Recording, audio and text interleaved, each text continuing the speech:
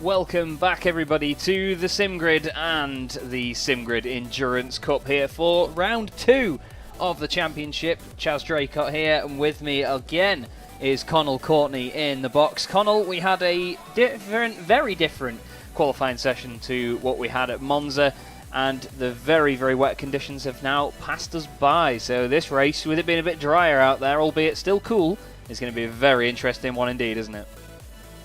Yeah, some drivers obviously will be thrilled to see a dry track. Some maybe less so, having better results than in the first round at Monza. Track temperature at 34 degrees, 28 degrees ambient. Track grip is currently at fast, but cloud cover is still there, being reported by our trackside reporter, Michael Hamlet.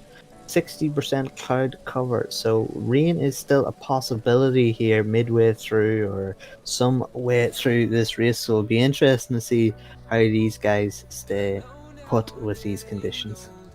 Yeah, we've got a lot of cars all lined up in the pit lane and ready to go. Killian Ryminen in the chat saying we're all praying hopefully it stays dry for the race. Well, we'll have to see, won't we, mate? We will have to see. There's Gregor Schill in the Ferrari, the Coach Dave Academy Ferrari, Triple 8 machine. He was second on the grid by just 0.06 of a second. David Martinez is in the race for Cat Aston Martin, doing an amazing job to take pole position there. The times kept tumbling despite the wet conditions. A lot of these drivers won't be going out at the moment because, as a lot of you may know, within a set of Corsa Competizione and within the SimGrid here as well, the tyres that they would use in this practice session just beforehand would be the tyres that they'd be using in the race. We saw a couple of guys at Monza actually go out and really crack on with it, didn't we, Connall? But it didn't help them at the start of the race. Yeah, I think there was 2 guys out in track here that actually set flying laps as such. But as you said, Chaz, not the best idea. Generally, when you see 98% of the field not going out, you should probably follow suit, and this is exactly what these guys are doing right now. Nobody currently out on track at the minute. Yeah, they're all playing it safe. They're just doing what they need to do. Doesn't obviously make for the best viewing for us, but at the end of the day, I'd rather the cars stay safe than risk anything by going out there and making a mess. So we'll have to see what comes of it when they all decide that they're going to jump out there and get on with it. There is Chris Hoker in the number 99 car, of course, our race winners from Monza. That team did an incredible job, and they were, well, I'd say leading it by a mile was probably the only way really to say it, isn't it? Because throughout the first sort of half of that race, they were just gone, weren't they, Connall?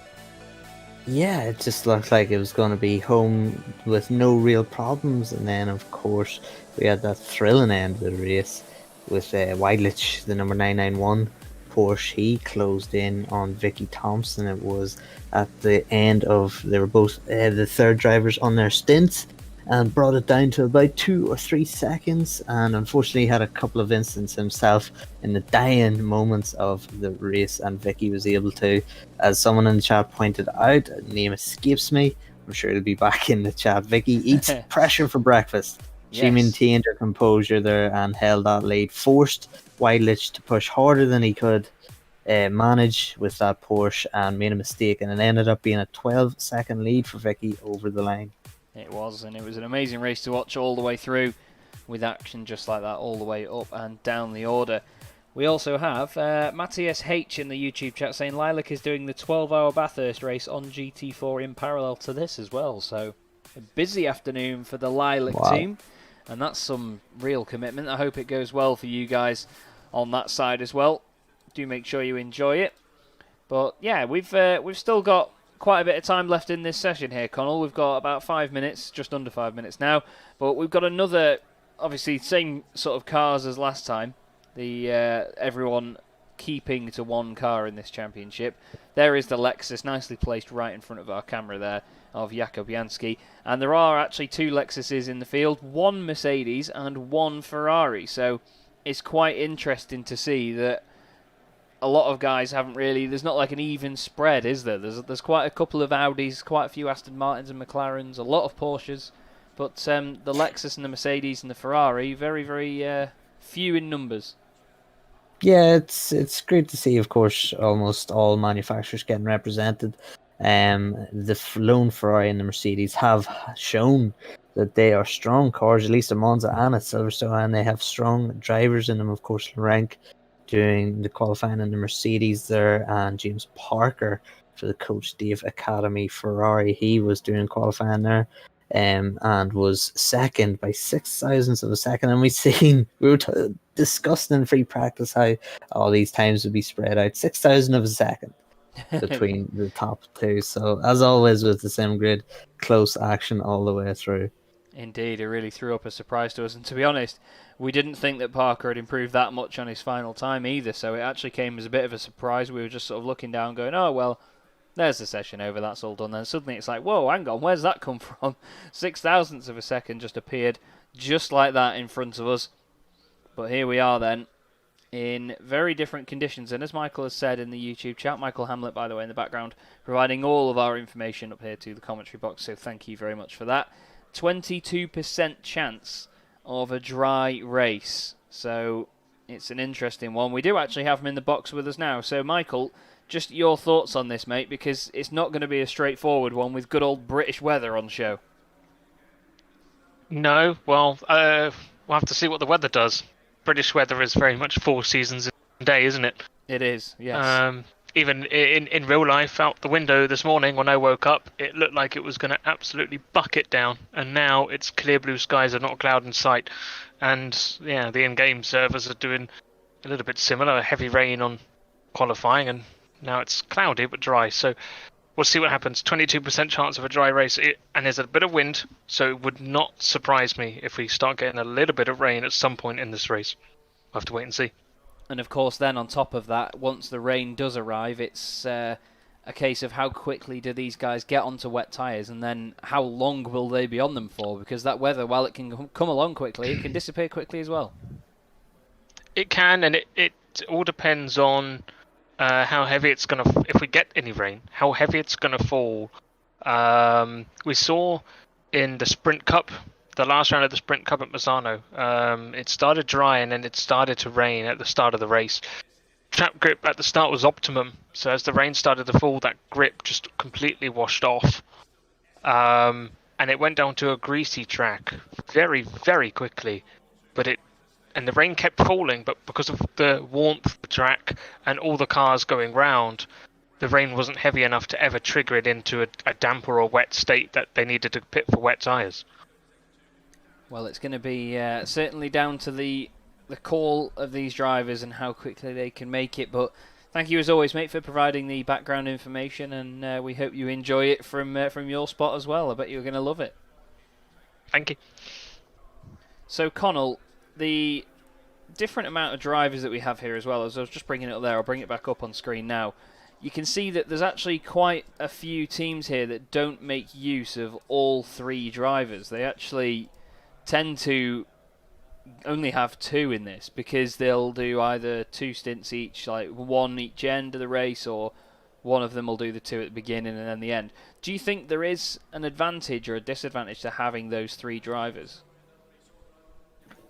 I think there'd be an advantage in having the 3. I would think logistically it might be a little difficult to get stints planned out for the 2, but these guys know what they're doing in terms of their strategies. So generally, we've seen there in Monza, they had it pretty nailed.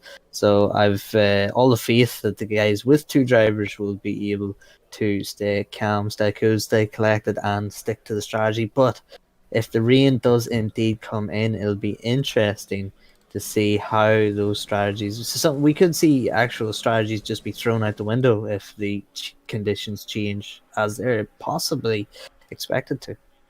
Indeed. Now, the session has ended, and, well, the practice session anyways. We now get on to the race itself, and we'll run through the grid for you guys here, and just to make sure that we have it all in check and ready to go then. So we'll go on the helicam and we'll crack on with this then. David Martinez, pole position in the Race for Cat Motorsport black car, in the Aston Martin on the inside line. Gregor Schill in the Coach Dave Academy Ferrari will be alongside him on the front row, followed by Martin Lorenk in third. For Connection Lost Racing Team, hopefully that doesn't affect them in any way today. Nico Solman lines up fourth in the 991 FTW Racing for Forgot to Warm Up, in the German driver there. In the Porsche, doing a good job once again in qualifying. David Planiol, is fifth in the other race for Cat Aston Martin. Beautiful matte red machine there. Should be one to watch out for here. Chris Hoker in the Lilac Pro Spiel Tribe team. They, of course, won the 3 hours of Monza just a couple of weeks ago. So 6 on the grid for those guys. Probably not really where they would expect to be in this case. Niels van der Kokel, and I did see his teammate's name a moment ago. I was warned that his teammate's name is one to get used to trying to pronounce. Speaking of, Igor Ogorodnikov is 8th on the grid in his Porsche for Like and Subscribe team. And don't forget, make sure you do like and subscribe this YouTube video as well. Like the video and subscribe to the Sim Grid, of course. There are the social media tags in the bottom left if you do want to follow us on the other channels as well. Jarno Kausch in the other Porsche 911, the 911 rather than the 991. Let's try not to get them confused. And that's the MSR Liga Endurance Team machine.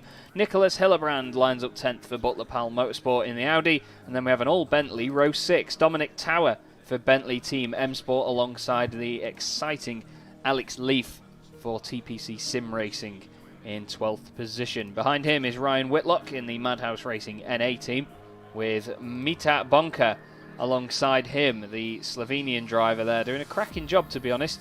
But we saw that Audi race pace last week was an absolute joy to watch from those guys. Johannes Vey is 15th on the grid there in the Butler Powell Motorsport Audi, the second of those two Audis. Then it's Mantas Rikas for Rookie Monsters. I believe that's a Lithuanian flag. Correct me if I'm wrong. Lucas Cruiser. It is. Thank you. Lucas Cruiser down there in 17th place in the Sidemax Motorworks car. So that's another one to watch there. The number 97 Porsche. Sam Cairns, he was quick in the Bentley as well last time for Sidemax Motorworks. So it's going to be... it's Owen Wenlock. Just jumped in that car there. So it has changed from the overlay. If you look on the left-hand side, on the right-hand side, it's different. Paul Diedrich in 19th. He's actually got Moritz Danhausen jumping in that car as well. So while these guys are messing with the setups, it does change some of the drivers around. Joachim Stensney is right down there in the order, in 20th place, the Danish driver for HYDR Racing, the sole Lamborghini in this field. Hannes Nord in one of the Sim RC cars, bright yellow, hard to miss. He lines up 21st with Jakub Jansky in 22nd for the CzechRealCup.com Lexus. A beautiful, beautiful Lexus. Mikhail Kopera is 23rd with Nikita Bogoroditsky. I don't know if I've got that right. I hope I've. Drift team. Hopefully they won't be doing too much drifting today. Tim Troche is in 25th place in the number 180 Aston Martin. Again, I hope they don't do any 180s this afternoon. Vincenzo Rossetti is 26th ahead of the other Sim RC car, the Porsche of Matthias Weber, the number 92 machine. Killian Ryan Meenan in the McLaren. Very far down the order, these McLarens, to be honest with you. And I think... I'm just going to go back on the Helicam. Is that the highest placed McLaren in the field? It is, isn't it? It does, yeah, it looks that way. It's a poor showing for McLaren at their home circuit, essentially. Jack Noller, the next McLaren just behind him there for GT Omega RPM Esports. Gilberto Filo lines up in the 44 Porsche alongside him, followed by Rafael Borges Ballerini, a driver that was very exciting to watch at Monza, and a very exciting colour scheme as well this week. The very pink Porsche, number 24. Tony McCoffervan is in 32nd. He knows that we're there. He's flashing the lights. He's saying, hello, boys. Either he knows that we're going through the grid order or not. I'm not sure. Lucas Rommel, 33rd in the number 137 Porsche, with Errol Verve in number 111. I thought I just couldn't quite see the number 1 on the left of that. I thought it was just part of the car. He's in the Jovery Motorsport Audi R8. Then we've got two McLarens on row 18. Menno van der Molen and Timo Braun in the 2-season Endurance Team Blue. And then George Stavrikaras is at the very back of the grid. According to the overlay, according to the timing screen anyway, he is actually out, but it certainly doesn't look that way. But the field is now underway then for the warm-up lap here, Connall. Yeah, I was just looking through while you were doing the rundown of the qualifying order. I was just looking at qualifying order of Monza, and the poleman, Martinez, the number 55 Aston Martin, wasn't even in the top 20 at Monza in qualifying. So the top Aston Martin actually was Van de Koekel, number 96, and he was in 18th. So Aston Martin's really stepping up their game in the wet at Silverstone. How will they cope in the dry? Yeah, that's going to be one of the main aspects here. A lot of these drivers, as I was saying during qualifying, are not the fastest in the dry conditions, but put them in a wet track, or on a wet track anyway, then they just come alive and they just show an extra level of talent that some of the other guys in the rain just cannot match. So we're going to see a very interesting race this afternoon if the weather does change. It's all going to come down to strategy and composure when the wet weather does come around. As the guys now filter their way down the hanger straight, looks and sounds fantastic. There is your pole sitter, Martinez. Ogorodnikov is 8th in the pack. And further down, of course, in the mid-pack, we need to look at Lucas Cruiser in 17th place, because he is certainly one to watch. Certainly one to watch in the Sidemax Motorworks Porsche. The Bentley just behind him as well. Don't forget, they do the old, not technically fully old circuit here, but the start-finish line is the old start-finish line. Here is Martin Lorenc in the Mercedes. And there they go, filtering their way down now past the new straight there where the wing building is. And it's interesting to see them using the old straight, isn't it, Connall? Because I've got used to so many newer series now using the new circuit that it's actually quite nice for that pit lane still to get some use. Yeah, all the I come obviously from a bike racing background. All the bike series do actually use the old complex, so I'm quite used to it. From where I'm from, we used it ourselves when I was racing there for the first time. Silverstone actually holds very dear to my heart because it was the first time I raced over in the mainland UK, and it was at Silverstone. Was my first time. Nice. I actually went out on track and got mixed up because I went through the F1 complex and thought I had completed a lap, and then went around this part of the track, realizing I haven't actually seen this part of the track yet. And I forgot all about the two different straights, so a little confusing if you're going around for the first time. But these guys will have done many miles here. They'll be knowing what they are doing. They will indeed. They will indeed. So on board with the Bentley of Alex Leith then, as the cars gradually make their way to become 2x2, bit of contact almost there between the Bentley on the right hand side and the Audi R8 in front. They all slow it down then and filter in. We will of course take a look at our pole sitter then, David Martinez, the Romanian driver. He has got all the work to do in the matte black number 55 Race for Cat Motorsport black machine. He has the Coach Dave Academy Ferrari on the outside. We did see, just quickly, we did see a comment saying no custom liveries in the series. The Coach Dave Academy car basically has been allowed this livery because at the end of the day it's those guys that run the series. So do keep an eye on that livery as well. And everyone else now filtering their way in. But we're ready here for 3 hours at Silverstone in the Sim Grid Endurance Cup. Hold on to your hats, everybody, because we are in for one hell of an afternoon of racing. Changeable conditions on the cards.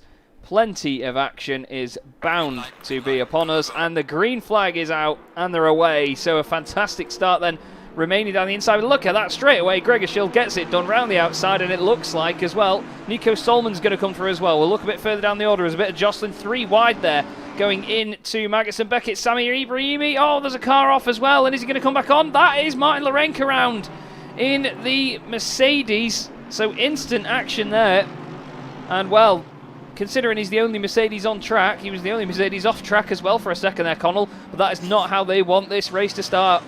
Yeah, that's an absolute disaster for Lorenc. He's just going to have to calm himself down. Obviously, being hot-blooded in that first lap, he's just going to have to calm himself down, and his cars in front of him are 3 wide.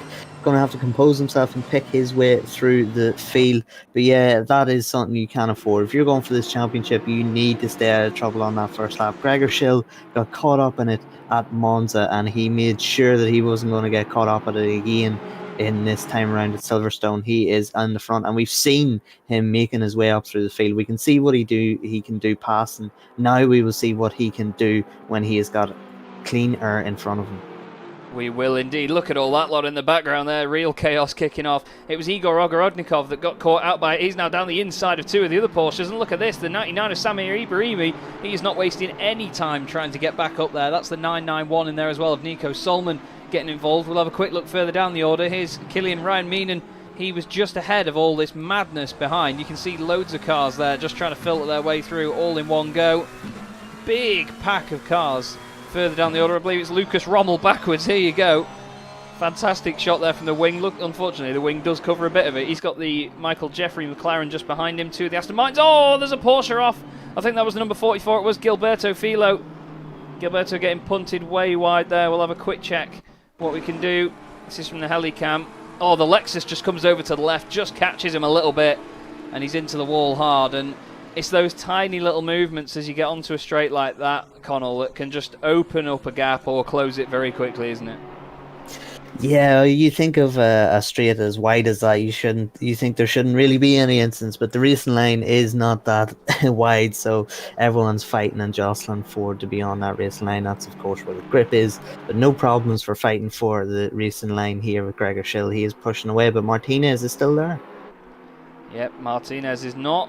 Oh, that is is that Nicholas Hillebrand? Hillebrand's gone off the circuit. Definitely one of the Audis. Let's just have a quick look back. What's happened to Hillebrand here? It will just freeze for a sec. Oh, he just loses it on the exit of Maggots and Beckett's, and that goes in the wall hard there. Easy to do on such a fast part of the track, and it looks like Joachim Stensnace is having a battle here with the number 97.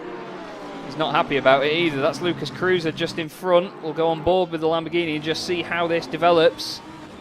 But Joachim's been very, very quick. Jorge Villar saying Romanian with a laughing face. I'm sorry, did I get that wrong? I believe it's Moldovan. Correct me again if we're wrong. Yes, because it's got the crest in the middle. The Romanian flag doesn't have the crest in the middle. Apologies, guys. That is completely my bad. I usually think I'm really good at flags, but clearly not. Just behind here, Alex Leaf has got the attentions of the Aston Martin of Mantas Rikas right behind him. It's the matte black versus the metallic purple, but that Bentley doesn't look too comfortable at the moment. He's the highest placed Bentley in the field. The other one that was alongside him has dropped down quite a lot here. I'm trying to find out where he's gone. It was Dominic Tower. He's down in 28th place. The 76 Aston Martin there needing to defend a little bit. That's Hannes Nord with behind him your countryman, of course, Connall. Kilian Raiminen pushing in the McLaren, and through he goes. Yeah, Killian doing a great job making his way up through the field. Already he's gaining positions. Last time we looked at him, he was 18th. He's now 14th, and that was only half a lap ago. Kilian Raiminen, the top McLaren at the minute, he's way down the order. They're battling actually on the grid with Jack Noller. Jack Noller hasn't made the ground up to Kilian has, and now Kilian up to 14th. Fantastic driving so far. And it just looks like the Lexus was going to have a move there. That's Maritz Danhausen. But one of the other Aston Martins, that's Tim Troche coming through as well. 3 wide into Maggots and Beckett's. Don't do it again, boys. We've already seen that this doesn't work out. He's now going to lose another spot there to one of the other Aston Martins. I believe that's Ryan Whitlock, number 89. As the camera absolutely loves me. There it goes. And they've already gone past. But we need to have a look, though, a little bit further up the order, because Lucas Cruiser is now into the top 10, and he's trying this fight still with Stensnace, and just ahead of him is Mita Bonka in the Audi, the very pink, wonderful Audi. And Andre Felix, was the quali wet? Oh, yes, it was very wet, my friend, very wet indeed. Robin Pogadal has apparently had an incident. He is at the back of the pack now in the Porsche, I'm afraid. So he is not in contention for, well, much at the minute. Just behind this, Rika's under pressure here from Mikel Copera. If we look back from the Aston Martin, if you dare, there is the Audi just over the wing. I was sort of like leaning up in my chair then to try and see over it. But that Audi, very menacing behind him. But of course, he can't go for too much of a move here as he's got Ryan Meenan just behind. So it's close racing in these first few laps, and I'm sure that that's how it's going to remain over the course of the entire race. But at the moment, it's Gregor Schill leading the way, but he's not got it his own way at the moment because Martinez and Ogorodnikov all over the back of him, Connall. Yeah, it looked like with the pace Schill had on the first lap, he would be gone with the pace he had. But look at this 3-man battle for the lead. Ogorodnikov, he is the number 56 Porsche. He really does need to make ground as well. A lot of these guys that need to make ground on the leaders, of course, the Lilac team. especially Gregor Schill. And he will see these two guys behind him. Martinez, he looked like he was just a wet weatherman. But no, he's proven himself to be a dry weather star too. This is fantastic for Martinez. Really is showing his class now. And he's shown me as well that he's not a good Romanian. He's a better Moldovan though. But at the moment, I just saw there Mita Bonka was side by side. Thank you, cameras. Find it. There it is. Mita Bonka has lost out, I believe, to Lucas Cruiser. Look at the gap that Cruiser's got already as well. And now Stensness is coming alongside here as they go down the straight. Beautiful shot from the chopper. The Lamborghini and the Audi. It's the war of the V10s down towards Stowe. Stensness takes a wide line. Bonka a bit sideways on the entrance, but at the apex though, Stensness can't do much to get past. Jorge Villar says rain is coming. So it's on its way.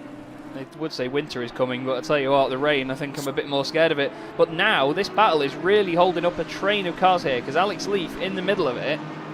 You can see there, look at it now. Cruiser is going to be very pleased that he's going to break away from this. We've got another car off in the background there. That was Dan Housen in the Lexus. There's an Aston Martin, the Sim RC Porsche's in there as well. Matthias Weber. There's a Bentley number 95 Owen Wenlock. That was very brave. Oh, Wenlock's around. Wenlock has been spun. Whether he's been spun or spun on his own, we'll have to see. Oh, the Aston Martin gets out of shape, makes 1, 2, 3 bits of contact. It's a real shame for Owen Wenlock, and he's going to be gutted about that. Gets it going again, but he's dropped all the way down. Let's have a look. He's still going down the order as the timing updates on the left. He's now 35th with just Philo behind him. But back at the front, this battle is still going on. Gregor Schill, he had dropped down to second. He's now back up to first, hence the timing in the bottom right. But look at that for the lead. David Martinez, what a move into Kops, and now Ogorodnikov is all over the back of Schill. A little bit of contact as they go down towards Maggots and Beckett's. And all this time on this one, Connall, Samir Ibrahimi is closing in on this, the championship leaders. Yeah, we know how good a quality Samir Ibrahimi is, the Lilac team. We know how good the rest of the drivers are for the Lilac team. So these guys looking in their rear view mirrors, seeing Ibrahimi is not exactly what they want to see, but it could be a group of 6 if these guys keep battling. Because you can see Planiol, he is in the background too. He's not too far away from Ibrahimi. We could be getting a group of 6. Van der Kokkel, again, he's not a million miles off 6th place. So it is still very tight, all to play for, and these guys will be looking at the weather forecast. They'll see in 30 minutes rain is on its way. Strategies will be out the window. Pen and paper will be being used here as we see Samir Ibrahimi closing down now on the podium. And just behind this as well, Nico Solman, who had a very good start, but then of course got involved in that little bit of contact into Maggots and Beckett's, is all over the back of David Planiol in the number 85 Aston Martin. But these two, they'll want to work together at this point just to try and get ahead. They've got 2.5 seconds over the car behind, who's then got 4 seconds over Johannes Vey. Look at this now, Solman tucked in right up behind the Aston Martin for 5th place. The Aston Martin going defensive there, decides against it again. I think he's realised at this point that Solman isn't trying to push too much for a move. He wants to work together and get further up the order to chase after that top 4. A little bit further down the order, it looks like last time, Rikus has got one of the Audis very close, which is now down the inside. That's Mikael Kopera. In another good battle here, Alex Leaf just trying to hold on to the back of that in the Bentley. But Killian Raiminen, he's done a good job, like you say, so far. He started in 18th place. He's now up to 11th position in the McLaren 720S. And someone did ask earlier, was the qualifying wet? That explains why the McLarens were so far back. So I think, well, with the exception of all of the other McLarens so far that haven't really progressed, we should see them come through the order over the course of this race, Connall.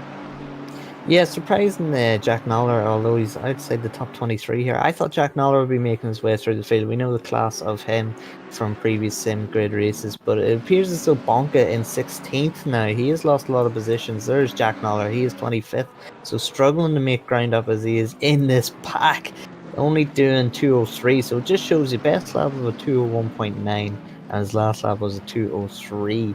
So losing a lot of time as he battles. But yes, indeed, Bonka, he was the guy battling with, that was Cruiser. Yes, Cruiser who was making his ground up. Bonka has a couple of strong drivers in that pink Audi, of course. Wolf Matushka, he is yet to go in that team. So a lot of strong drivers here. So Bonka looking to keep track position for his possibly stronger drivers, slightly stronger, but losing positions now down in 16th, so not what he would have wanted. We've just had a comment as well saying the 137 Porsche is making good progress, and it's Lucas Rommel, and he is indeed. I'm not going to tell you the team name, but you can read it for yourself. But it certainly isn't at the moment, because he's absolutely flying in this thing. Last time round a 2:01.1, the cars around him actually did a 2:01.3 and a 2:01.0, so they must have been caught up in a battle somewhere. But some of the guys at the very front of the field doing 159s. Down the inside goes the number 24 of Rafael Ballerini. Ballerini puts Rommel offline, and through he is going to go. And to be honest, I'm not surprised. That pink would dazzle absolutely anybody. We look back to the front though. Martinez in the Aston Martin is making some good headway over the guys behind. There is Gregor Schill with the two Porsches still in tow. But it's died down a little bit here as Planiol and Solman have sort of accepted 5th and 6th position just behind. But then the gap back to Van der Kokel is quite a big one. There he is in the Aston. All on his own at the moment, isn't he, Connall? I mean, it's probably a good time for him though. A bit of clear air is what drivers want, but he'll want to at least make some progress on the guys ahead. Yeah, nobody around him might actually be a good thing with these strategies about to be changed with the upcoming weather. He can focus solely on keeping that rhythm, and when you're in a rhythm with nobody around you, you can focus on other things such as a new strategy. So it could be Van der Kokel could really capitalise on this. Of course, we've seen how strong the Aston Martins were in the wet. We didn't expect Martinez. When we were thinking of favourites for this race, we certainly didn't have the number 55 car in as that one of those favourites, but he's pulling away in the dry, and we've seen him get pulled in the wet, so he might welcome these conditions coming. Yeah, definitely. I think it's just all about opening that gap up now for him. We're looking back at Lucas Cruiser in the Porsche. He's flashing the lights even just down the straight. Anything that he can do to put off Johannes Veit will work out. I've just been told as well by Michael, thanks again for the info, buddy. The 137 Porsche qualified in 33rd place, and he's now up to 20th position, so he's had a fantastic start to this 3-hour race of Silverstone. We're not even 15 minutes through yet, so plenty more time to go, everybody. Joachim Stensnaes is still in 10th position. He's got rid of Killian Ryan Meenan's attentions for now, but of course he's leading the silver class. Ryan Whitlock is leading the AM class, despite that spin earlier, so he'll be quite grateful for that. He is at the moment down in 18th position, or he was. He's now actually up to 16th place. There is Ryan Whitlock. Oh, it wasn't Ryan Whitlock that had the incident before, I apologise. It was Owen Wenlock. So that's where I've got the names mixed up. It's easier said than done sometimes, but there you go. But the Aston Martins, they are looking good at the moment, aren't they, Connall? I mean, the Porsches were very quick last time out, as Dominic Tower's been given a 15-second penalty. The Porsches were great at Monza, but they're a bit more on a level playing field here, it seems. Yeah, definitely, and when they see the rain coming, they might not have smiles on their faces. It'll be interesting to see. You don't want to go for wet tyres too early. Track temperature is 32 degrees, so you get out in those wets a little bit too early, and you get out in that dry, still relatively dry track, you will destroy your wet tyres, and you might need to pit again. So very, very interesting how these drivers will handle things.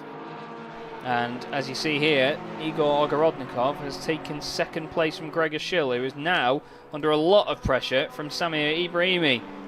Championship leaders making their intentions clear here to the back of the Ferrari. So I did just say that the Porsches were not really that far ahead when it came to the pace. They're certainly looking racy now. Maybe it just took them a bit longer. Asterix in the chat said the Aston's front left will go off. Yes, it certainly will. Most of the front lefts will go off, but I like the reference. This is a great chase at the moment from the Lilac Pro Spiel Tribe team. Samir Ibrahimi, the Ferrari's got great pace down that straight though. The slipstream not doing too much for him at the moment. And just behind, David Planiol and Nico Solman are just going to be watching this battle, just hoping that this little scrap, a bit of defensive driving here or there from Schill, can just close them back up together. But at this stage of the race, it's not really what you need to worry about. There's no no need for any sort of aggressive moves or anything at the moment, is there, Connall? You've just got to play the game, see who's around you, and just assess your opportunities from this point. No, for sure, the endurance mentality is slightly different. I think it did take a while, if we go back to Monza, it did take a while for some drivers to get into that endurance mentality, switch away from the sprint racing mentality, because we've seen battles all the way through. But definitely, if I was a driver right now and I was in a battle that Shelley, Breamy, Planny, all those guys, I wish I was those guys being as fast as they are, but if I was those guys, I'd be just sat in, just getting into my rhythm. Interesting information again from Asterix. I was just reading there in chat. Ferrari goes through a real unbalanced phase around 10 to 15 minutes in. Once it goes through that, it will settle and look after tyres well.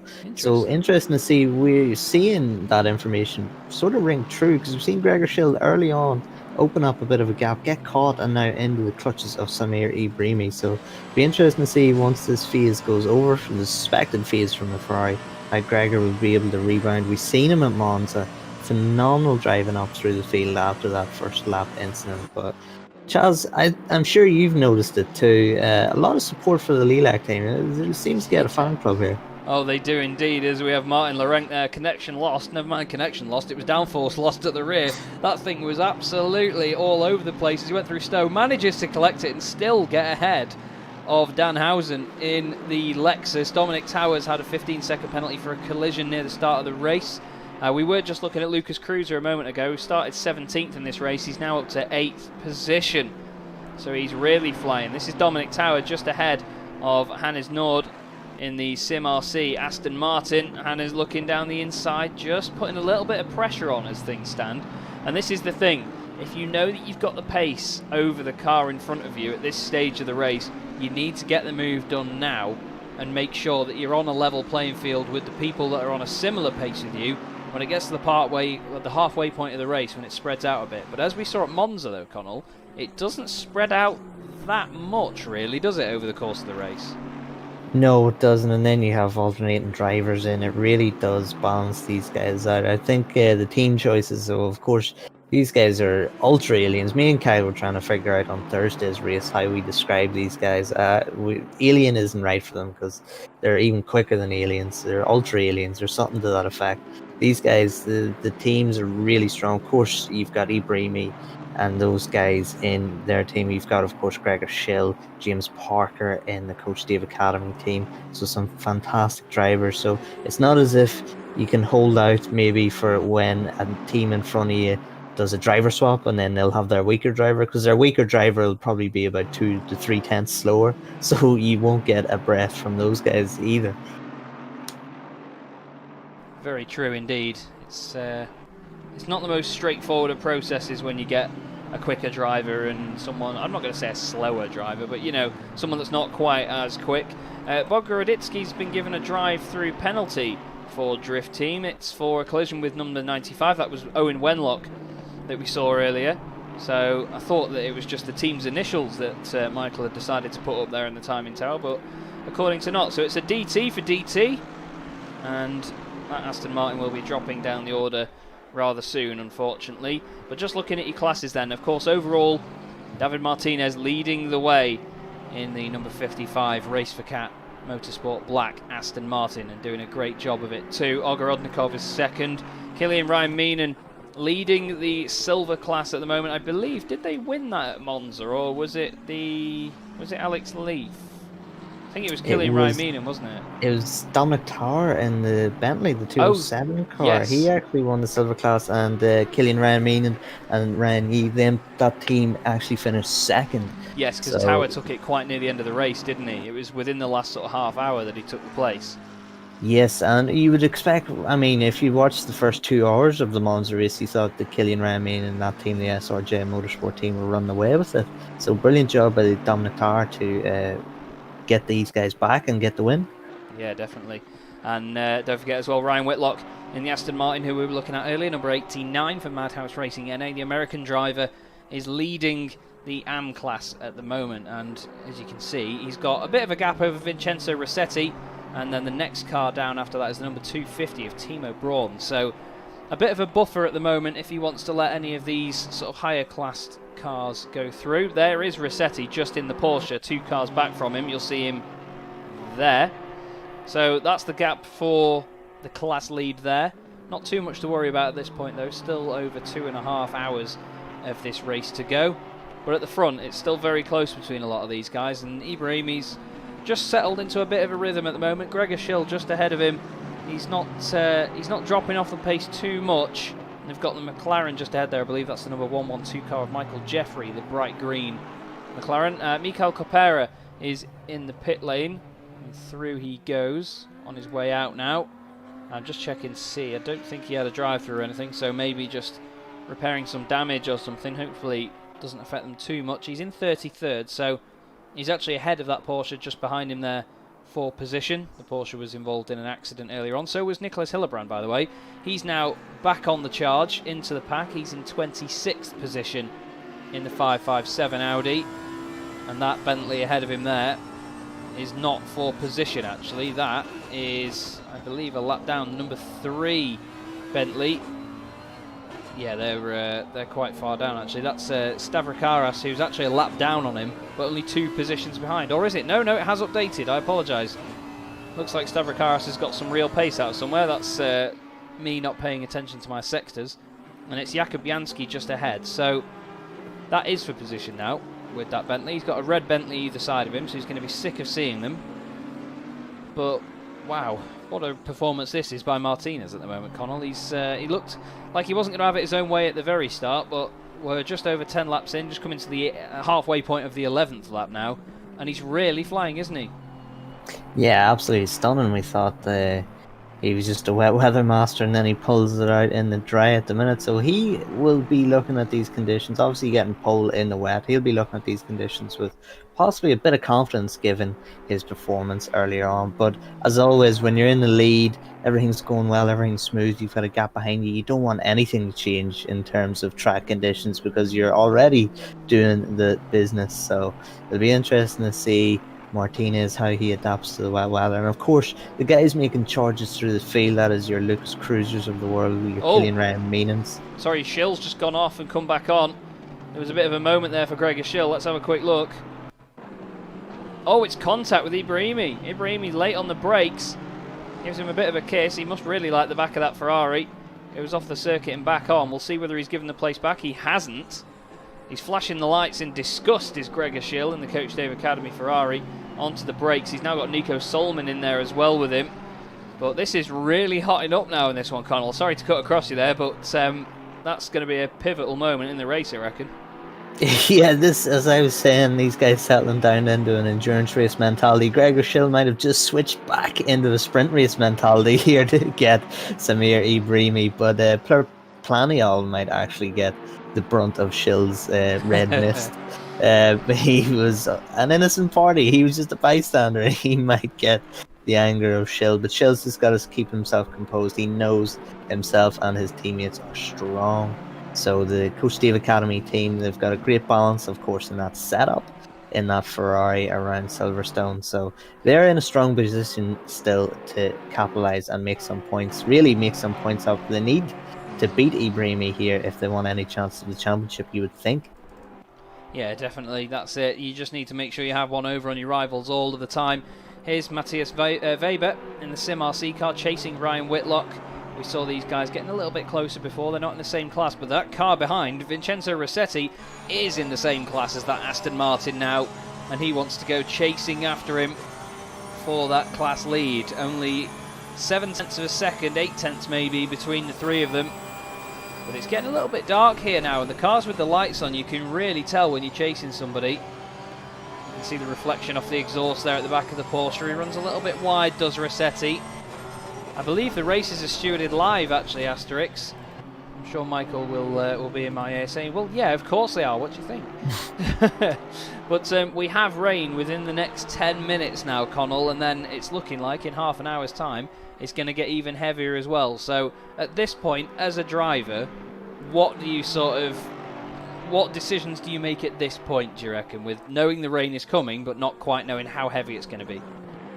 Well, most of these guys will, lucky enough, have had that experience in the wet qualifying, so you just have to really play it by ear. And the only person who truly knows when it is time to come into the pits is, in fact, the driver that is currently out on track. He knows what the conditions are like, and when it gets to the point of being dangerous, it comes down to what we were talking about in Monza, that risk management that you have to do in these endurance races, or in any racing actually.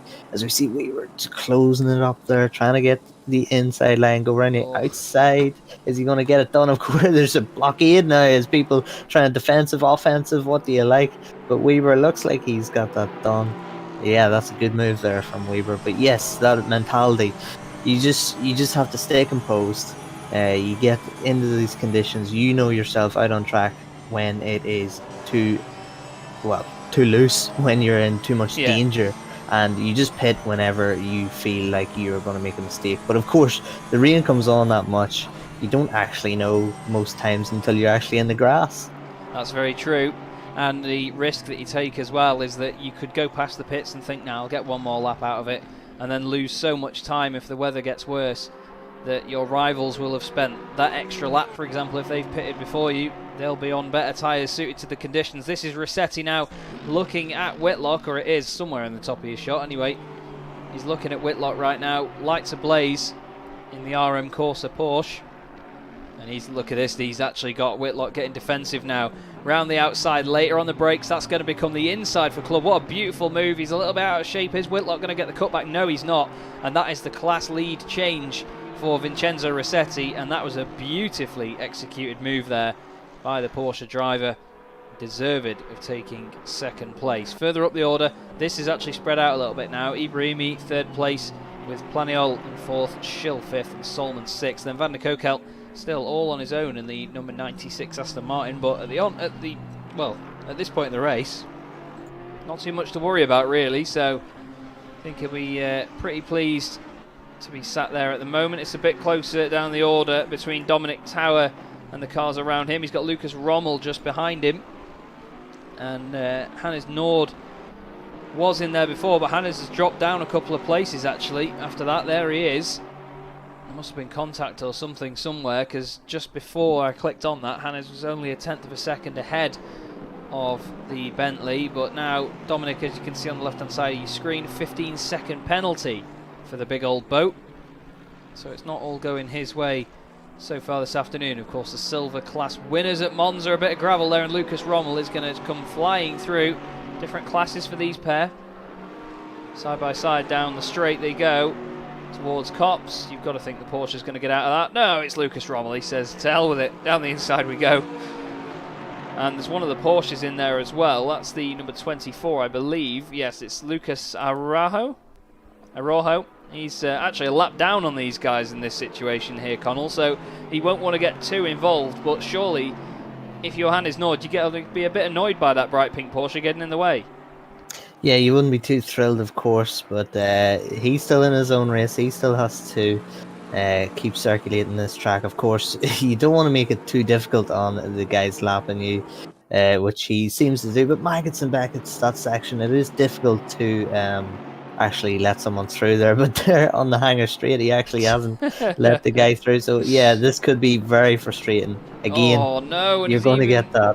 He's even trying to put a move on Dominic Tower. Dominic's not going to be happy with that, because he was just trying to make a move on Lucas Rommel. Expect to see lights being flashed now as we go down the straight again, because that Aston Martin, Hannes Nord, has gained a lot of time. And look at Lucas Rommel, he's checked out now from this. So that number 24 Porsche, naughty boy at the moment, is Lucas. And it's not like that Porsche doesn't draw attention to itself. I mean, it is bright pink. So Hannes Nord looking down the inside there, just trying to have a look further up the order who's close together. Alex Leaf was close to Rikus in the last sector. It looks like Rikus has got away a little bit. He's got two Aston Martins around him here with neon yellow stripes and highlights on them. So again, another driver that's going to be sick of certain liveries over the course of this race by the look of it. Yeah, of course, and a Leaf second in silver class. Killian Ryman currently leading. Tim Troquet third just behind him. So Dominic Tower with his 15-second time penalty being added after the race he is way down the order in terms of the silver class, and he won't like the fact that the second place in the championship, Killian Ryan, meaning the 125 McLaren, he will not be happy that he is leading. That's going to be big points lost if it stays that way. Yeah, it can very quickly turn around, can't it? It's not an easy situation for some of these guys when it can just develop very quickly in front of you, can't it? And adapting to that is what makes it difficult. So we need to just make sure that we catch any moments where drivers could possibly get caught out here. But we hope you are enjoying the stream so far, everybody. Please do remember to like the video. We've got 85 viewers at the minute and only 23 likes. Come on, guys, you can do better than that. Let's go for 40. Go on. And don't forget to subscribe to the Sim Grid as well. And the social media channels are in the bottom left as well. You can see the Discord. You'll also see the Twitter and Instagram handles too. So don't forget to follow and subscribe and all that good stuff on there as well. We've actually had someone dislike the video just now. Thank you for the banter. Please do undo that. But Igor Ogorodnikov at the moment, he's kind of doing what they did at Monza, isn't he? Here, he's 4.2 seconds clear of Samir Ibrahimi. And at the moment, I believe he's just over 3 seconds, 3.6 seconds behind the race leader. So, in a bit of a world of his own, but like we were saying earlier, that's kind of what you want, isn't it? A bit of clear air to just crack on with it. Look at this. Yeah, absolutely. And we've seen from the two races that we have got, well, 1 and 1/3 of a race that we have so far, that Ogorodnikov and Ibrahimi, those two teams, like and subscribe team and the Lilac team, they both are the most consistent, or at least have been at the sharp end in both races.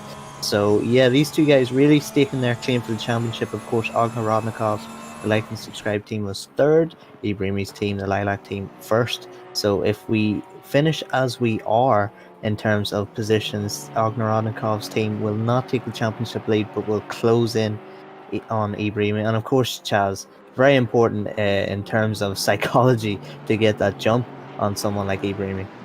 Yeah, that's it. You need to play these mind games with some of these drivers. You need to be all over it. Oh, Joachim Stensnes and Johannes Vey have just come together. We'll have a quick look back at what happened here.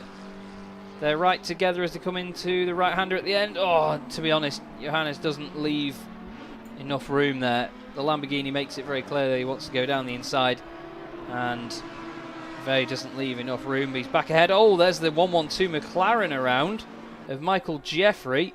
Michael having a bit of a scary moment right in front of Lucas Cruiser there. Spins it around again, but holds back from carrying on, or does he? Whoa, that's right in front of Killian Raiminen. That's a scary moment there for the Dutch Crown Racing machine and everyone else involved, but luckily no contact there. I think we got away with that.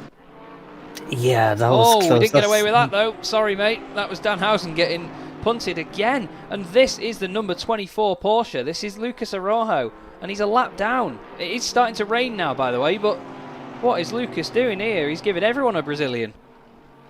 Yeah, you got to have the responsibility as a backmarker, even if you're trying to make positions, which isn't in itself a popular decision. But you got to make that responsibility not to take out the guys around you. And to do that, I mean, there was no space there. So, and he's almost spun again. He's all over the place. He's almost doing a 180. So, yeah, maybe he just needs a talking to from his team and just be told, look, mate, settle yourself down and stay out of trouble, or else the stewards will be coming at you hard. Yeah, like a ton of bricks. Not the best performance though so far from them, and I'm sure that Danhausen will be very, very irritated by that one, to be turned in the middle of your own fight. But as you can see though, it is now starting to rain, so these guys are going to have to make the call very soon with what they do with tyres. David Martinez was quick in the wet, but on slicks I don't think he's going to get quite the same effect. He's going to be the first car to come around to the pit lane that's on the lead lap anyway. Some of the other cars not quite going to get there. Tony McCuffervin's the next car to cross the line. He's just done that. No one coming in the pits yet by the look of it.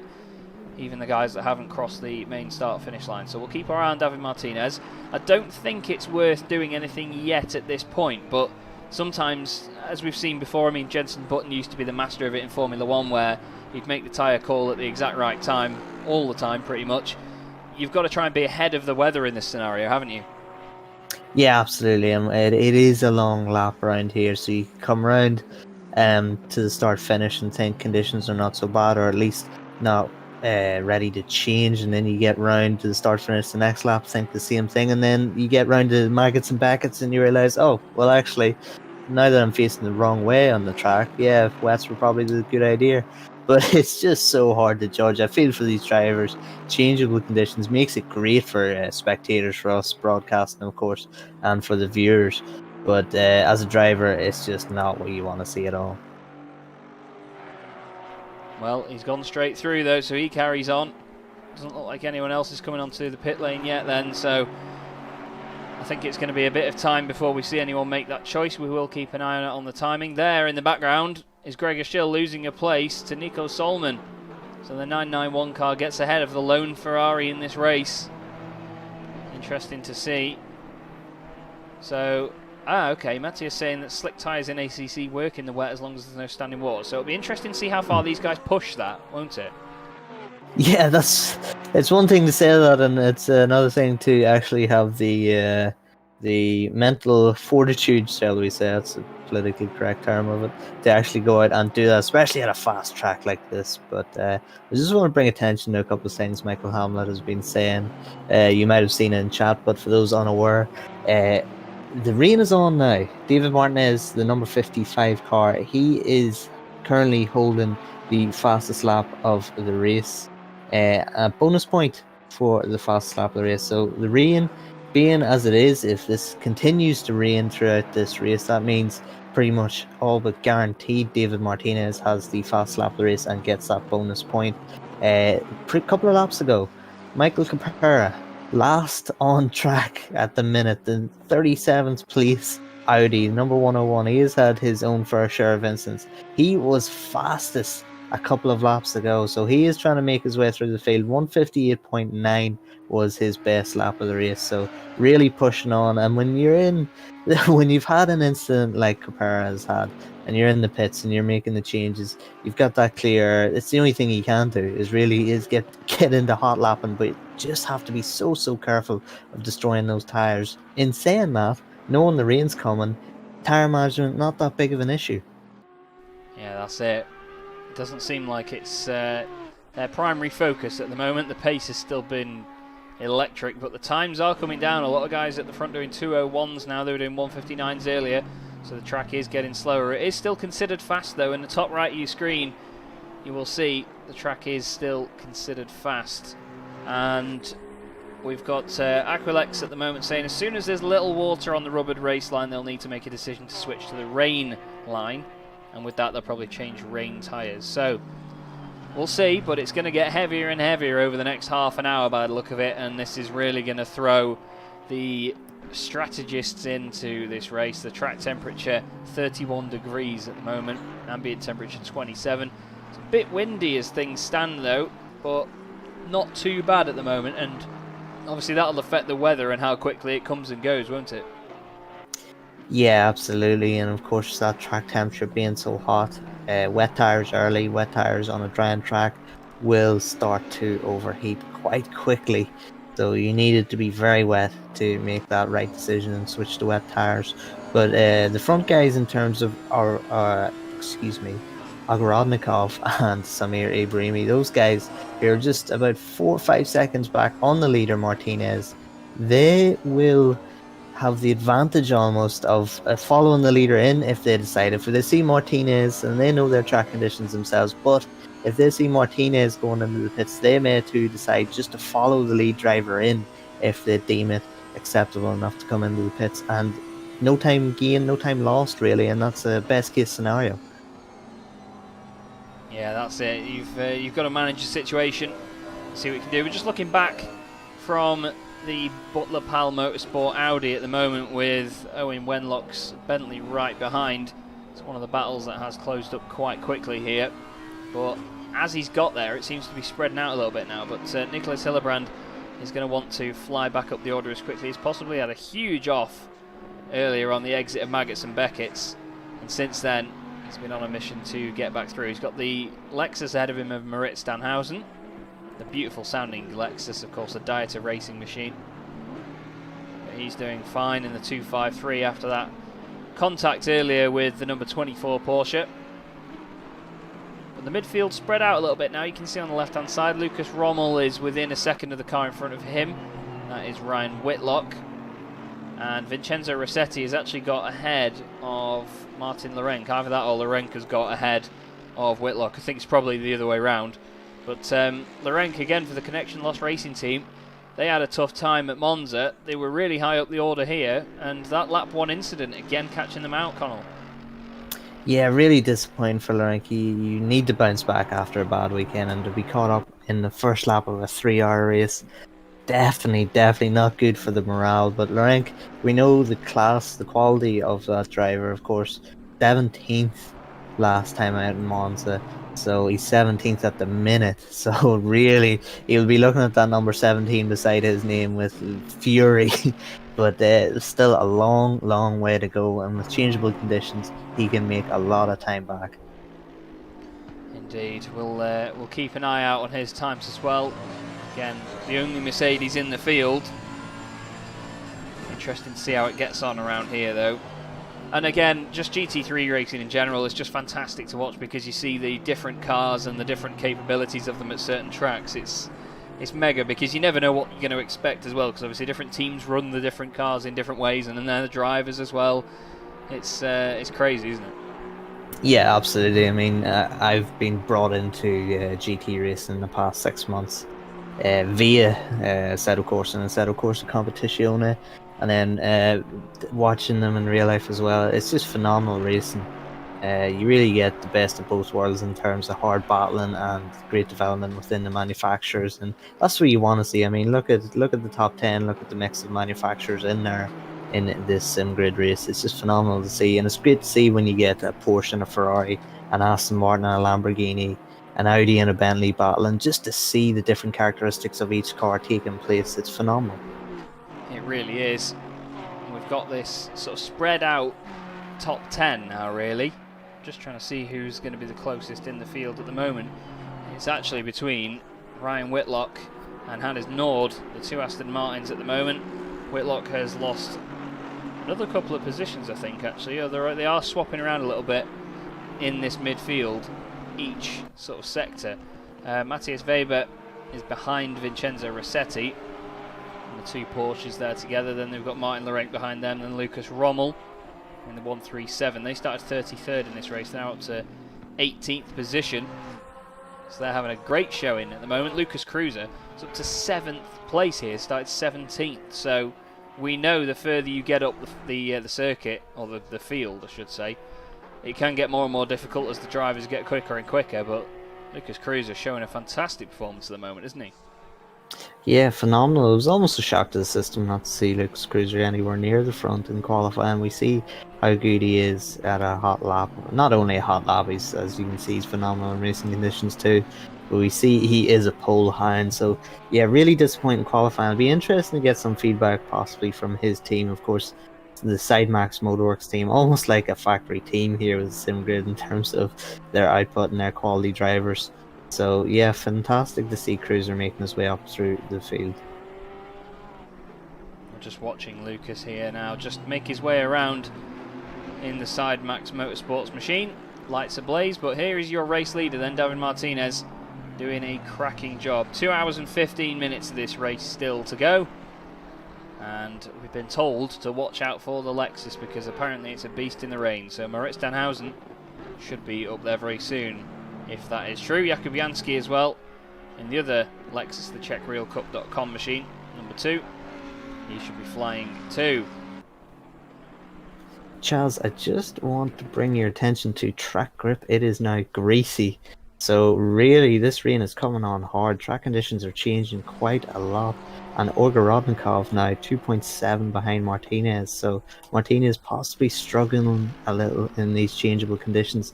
Still a lot to play for here. Yeah, indeed. And in the pits here is David Planiol in the Aston Martin. Then he has decided to change tyres, or at least I think he will anyway. Here's Samir Ibrahimi, 3rd place at the moment. He's going to be getting his foot down just to try and get away from anybody else that manages to stick around. That Porsche looking very good at the moment though.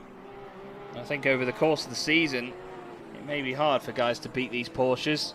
We'll have a look at where Planiol is. He's just come out of the pits now then. Is he in any sort of clean air? It looks like he is actually. He's got the Lexus behind him there and then the Audi. So he's 21st at the moment. Ryan Whitlock just ahead. So a good place really for him to get used to the conditions now. And yeah, they're going to be changing now to these wet tyres surely, because as the standing water starts to rise, or the level of it starts to rise anyway, I think it's just going to get more and more sketchy. So we'll keep an eye on who comes in then. And it's actually his teammate July Sorp that's taken over now from David Planiol. But it took its time updating that, as it does, but that's technology for you. But now, yeah, Chaz, I'm just getting information, sorry to jump across, just getting information from Michael Hamlet there that Planiol actually had problems, I think, with his wheel. He was stuck in first gear and he couldn't shift up through the gears, so they've had to do an emergency driver swap. So disaster for Planiol and that team. Oh right, well that's it's a hell of a test now for July Sorp to come out in, because onto a greasy circuit, it's not the most ideal conditions to make your first stint in the car in this race. Must be a bit of a nerve-wracking experience as he's gone deep there into the first complex, or what is the first complex on the Grand Prix circuit anyway.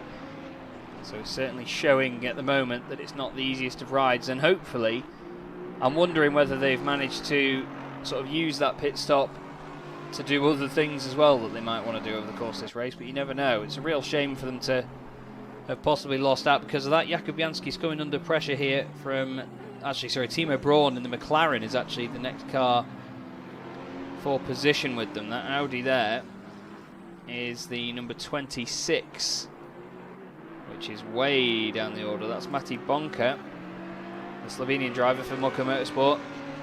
The Audi was right up there at Monza, but not quite in this case, it seems.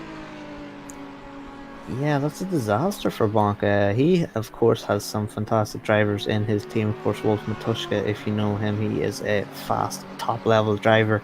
But coming from race direction, this could be very, very crucial for this race and for how this race pans out. The number 99 car, Samir Ibrahimi, 10-second penalty post-race for his collision with Gregor Schill in the Coach Steve Academy car. So this could be very critical to this championship. Yeah, indeed. And it was a little bit clumsy on the brakes maybe, but sometimes, as you know, into that section, it's easy to lose it on the brakes, get a bit out of shape, let's say. But this Audi looking racy at the moment, but yes, Gregor Schill now will maybe be quite happy to see that, but at the same time he'll want to just focus on his own race through Maggots and Beckett's once again. But there is the 10-second penalty on the left hand side of your screen. Samir Ibrahimi. It's going to be interesting to see what sort of performance they can drag back from it. But we've seen before, though, to be fair, at Monza, 10-second penalties for some of the guys near the front. It didn't make too much of a difference because they were that quick over the long run that they sort of made it back up to the front few, didn't they? Yeah, and in conditions like this, it should spread out the field, so maybe this penalty won't be as impactful. I think it's a fair penalty. It wasn't a massive collision, so I think the steers did a good job there. I think that is a fair enough penalty. But Gregor Schill, 2 seconds slower compared to Ibrahimi there on that last lap, so struggling a little. Of course, we're getting information from our great chat. Thank you very much for the chat. That very, very dependent on the aero, so bit of damage to that aero at the back from that collision could have put Schill in a bad situation here. The track is now greasy. Track temperature is a degree cooler. Wind is still 5 kilometers per hour, so conditions are a changing here at Silverstone. As is British weather, we love it. We absolutely love it. Here's Johannes Vey, just ahead of Joachim Stensnes in the Lamborghini. Joachim is looking menacing once again in that Lambo, but the Audi, as I say that, a bit of a wobble there on the brakes for the Dane. It's not the most ideal line into there. 2 hours and 9 minutes to go though, and it certainly is looking like a very British weather day here at Silverstone. I can confirm though, as I look out my window in the real world, it's actually a very nice day outside, and it was very hot yesterday. I believe it got to 32 degrees. It's 26 degrees Celsius right now at 4 o'clock in the afternoon. So a wonderful Saturday and a great day to be here with the SimGrid racing as well. Don't forget, everybody, please do like the video. I asked for 40 likes, we've got 39. Get us one more. And then don't forget to subscribe as well. Make sure you follow on Instagram, follow on Twitter, and join the Discord as well if you're interested in getting involved. You'll see the Discord link in the bottom left of the screen in a moment's time. And there we go, 42 likes. Thank you very much. Lucky Luke says, there you have your like. Cheers, mate. Thank you very much. Well, honestly, the support that the SimGrid has received from all of the fans and the community has been fantastic so far. So do keep it up, guys. I won't lie, I myself are quite new to the Assetto Corsa Competizione community, but I'm absolutely loving it. It looks great, sounds great, and everyone has a really good laugh with it, and the SimGrid are putting on some epic racing for you guys. So it is an absolute pleasure to broadcast and commentate on it with you guys as well. But at the moment though, Connall, getting back to this motor race that's going on that I almost forgot about in my philosophical moment there. Martin Lorenc making his way back up the order very gradually, but that Mercedes is still looking quick though. Last time round, although actually no, never mind, he's not looking quick. Last time he did a 2:04.8. The lap before that he was in the 2:03s, low 2:03s, but he was like 1.8 seconds slow last time, so scratch that, I'm chatting rubbish.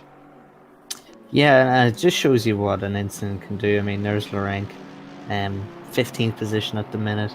He was doing a 2:03, as you said, Chaz. 2:03s is what Gregor Schill in 5th place is doing. So Lorenc, we know his caliber. We know he should be up in that top 6, top 7 at least, in that Mercedes. Beautiful looking Mercedes, that is. But yeah, very disappointing for Lorenc. Of course, he wants to bounce back from Monza. So, but he's got Weber in front of him. It's only, or well, it's 6 seconds. He's got a McLaren in front of him that is lapped traffic. That was the one we seen Chaz almost take out the silver leader, Killian Meenan. So the number 125 narrowly avoiding disaster there. But interesting to see in terms of, if we're just talking about the silver class, Tim Troquet has got Alex Leaf now for that 2nd position in silver class. Of course, anyone new to ACC, white is the pro class, black is pro-am, and silver is silver, funny enough. And 3 separate championships going on here. So if you see a guy battling with a silver background to his number and a white background, that is not for a championship position, that is for track position. And a lot of the time as well, we would expect someone, say in the silver class, to let a pro driver through. We've not seen that much this season. None of these guys want to give an inch. They want to race for every single bit of track and do their very best to keep any position on the road. But like you see there, as Connall was saying, if you were Killian Raiminen and suddenly Mantas Rikas caught you up very quickly and you let him pass on track, you wouldn't actually lose any points in terms of that championship, because you would still be the fastest and top silver driver in that race. So they all get the same points for their class wins. So for example, again, Rossetti, 13th position here. He's got Weber just behind him. These two do look like they're battling a little bit, but there's no need for him to. He could just let Weber go, not risk ruining his race, and keep all of his championship points. But I come back to my point just a moment ago, though, on this one, Connall, that these guys don't give up, do they? No. It's that horrible thing that racers have, where all their logic and their brain just gets completely overruled by their pride in their heart. And I've had it myself. It's always the way with racers. They don't want to give any position. But you see there, Rossetti, he finished 2nd in the Pro-Am race at Monza. And the number 89 car, that is Ryan Whitlock, the American team, they actually won the Pro-Am series. But a difference of 6 positions at the minute on your time screen, but 1st and 2nd in the Pro-Am. So if the positions stay as they are, the checkered flag goes out now, the live championship, that would mean that these two guys, these two teams, the number 15 and the number 89 team, would actually be level on points going into round 3. Yeah, that's it. It's not just a one-off event that these guys have to think about. They have to concentrate on the championship. And despite only being a handful of events, it will feel like it lasts forever. The amount of prep that they put into each race is incredible. All of the practice, all of the setups. And I love how close it makes the racing as well. It always does get more and more tantalising each time. Hannes Nord, by the way, there's a little bit of a scrap going on in the midfield here as there's a car coming in the pit lane there. I believe that's one of the McLarens, was it? It's actually Martin Lorenc, the Mercedes, in the pit lane then. Hopefully he's going to stop right in front of our camera. Nope, he's going to go past it, but there he is. He's now in the pit lane. Is that the 101 Audi in front of him? It is. Mikel Copera. Not sure what's gone on there. I hope that that's just a scheduled stop, but you never know. They've not had the most straightforward races, so it might not be. I've just asked in the chat, by the way, everybody. We are going to go for what we call our immersion break at the 2 hour to go mark. So please do let us know which type of car you would like to go on board with, and we'll turn the volume up. It's like one of the NASCAR crank it ups. We'll no, not the teams, Matthias, not the teams, just one of the cars. And we will basically turn the volume up, leave you for a few minutes just while Connall and Michael and I have a break, although let's face it, Michael never has a break. But Connall and I will go and have a little bit of a break just so we can come back and recap the opening hour. No, I'm not asking for car numbers, guys. Come on. Come on. We've got Mercedes, Lexus, Ferrari, one of each at the minute. So keep the votes coming in, guys. We'll keep an eye on it, and we'll decide from there. But this is your silver class leader at the moment, Killian Ryan-Meenan, doing another good job in this McLaren. But as we saw at Monza, Connall, it's not over till it's over, is it? Yeah, and as we've seen about half an hour ago, it's not over till it's over. Killian Ryan-Meenan doing a good job of avoiding the disaster with another McLaren sideways in front of him, parked on the track. But yeah, that's it. I mean, you're almost a full hour into a stint now. You're calmed down. Hopefully, you're calm and you're in your rhythm, and you think, yeah, I've done the hard part. But as you know, anything can really happen. So, but Killian, he's a class act. I'm not just saying that because he's my fellow Irishman. He is a class act. He was, of course, 6th overall last time. Let me just double check that. He was 7th overall, excuse me. Their team was 7th overall, so fantastic by that team. Of course, silver class. Yeah, fantastic job. And I just want to make a quick point for those of you who are maybe joining us for the SimGrid for the first time. Multiple splits in these series, both Endurance Cup, Sprint Cup, and of course the weekly races that we have Wednesdays, Thursdays, like GT4 Madness. If you were with us on Thursdays, there is multiple splits, so get involved if you want to fancy this league racing. Fantastic racing going on here at the SimGrid. Of course, thesimgrid.com is the website. The Discord link is down below. Thank you very much. And here we are then, looking at Killian Ryan-Meenan at the moment. Looking at the timing screen on the left-hand side, the field is spreading out a bit. These conditions not the easiest to cope with. Here's Weber still on the back of Vincenzo Rossetti. It looks like they're still battling away. And the two Porsches fighting on track, but not in class position. Still, they're keeping it nice and entertaining for us, as it's now 5:07 in game. 4:10 in the afternoon here in the UK. And the weather is getting worse and worse here. The track has come down slightly in temperature, but not too much. The ambient temperature's dropped to 26 degrees now. The wind is still 5 kilometers an hour, but as you can see in the top right of your screen, everybody, the track is now considered greasy, and that is probably only going to get worse as this race goes on. So the real drivers are going to come out now. This is going to separate the men from the boys, this one, isn't it? With the talent that we have on show. Speaking of, actually, I say separate the men from the boys. The SimGrid is actually going to be hosting the More Female Racers Championship very, very soon. And just as we head into our break, before we go on to our immersion here, we have Thea Musanti, who has, I'm still not going to get her name right, I'll get it right one day, I do apologise. She's actually put together a little video for us to try and get people enticed into that one, and we'll play that now for you and then go on a break. But the Ferrari and the Mercedes, actually sorry, it was the Ferrari that got 2 votes, so we will go on board with the Ferrari in a moment as Rossetti involuntarily gets out of the way of Weber. But here is the video then to promote the More Female Racers series. We'll be back with you in a few minutes, guys. Hello everyone! We've announced last week the More Female Racers Championship, powered by SimGrid. It's an incredible championship where women get to drive alongside experienced co-drivers. It has 4 races, some of my favorite tracks: Misano, Hungaroring, Laguna Seca and Nurburgring. The response so far on social media has been incredibly positive, and I'm really happy about it. But we need more women to get involved in this championship. So ladies, please make sure you go and register on the SimGrid website right now. If you're fearing or you're nervous about racing online, I totally get it. I was there 6 months ago. But the best solution to get over your fear is to actually go and race online. Plus, you will have some incredible guidance from myself, from the other girls, Girl Power, and from the co-drivers, experienced co-driver that will drive alongside you. So don't wait, and I see you all on track super soon. So thank you very much, Thea. And here is the Ferrari of Gregor Schill, which you guys wanted us to go on board with. And as he chases down one of the Porsches in front there, I believe that's actually lap traffic. It may be Nico Solman. Or is it Samir Ibrahimi, actually? It's not Ibrahimi, is it? No. It's I think it's Lucas Rommel, it is. Or it was Lucas Rommel earlier from that car. But we'll get the volume turned up for you guys.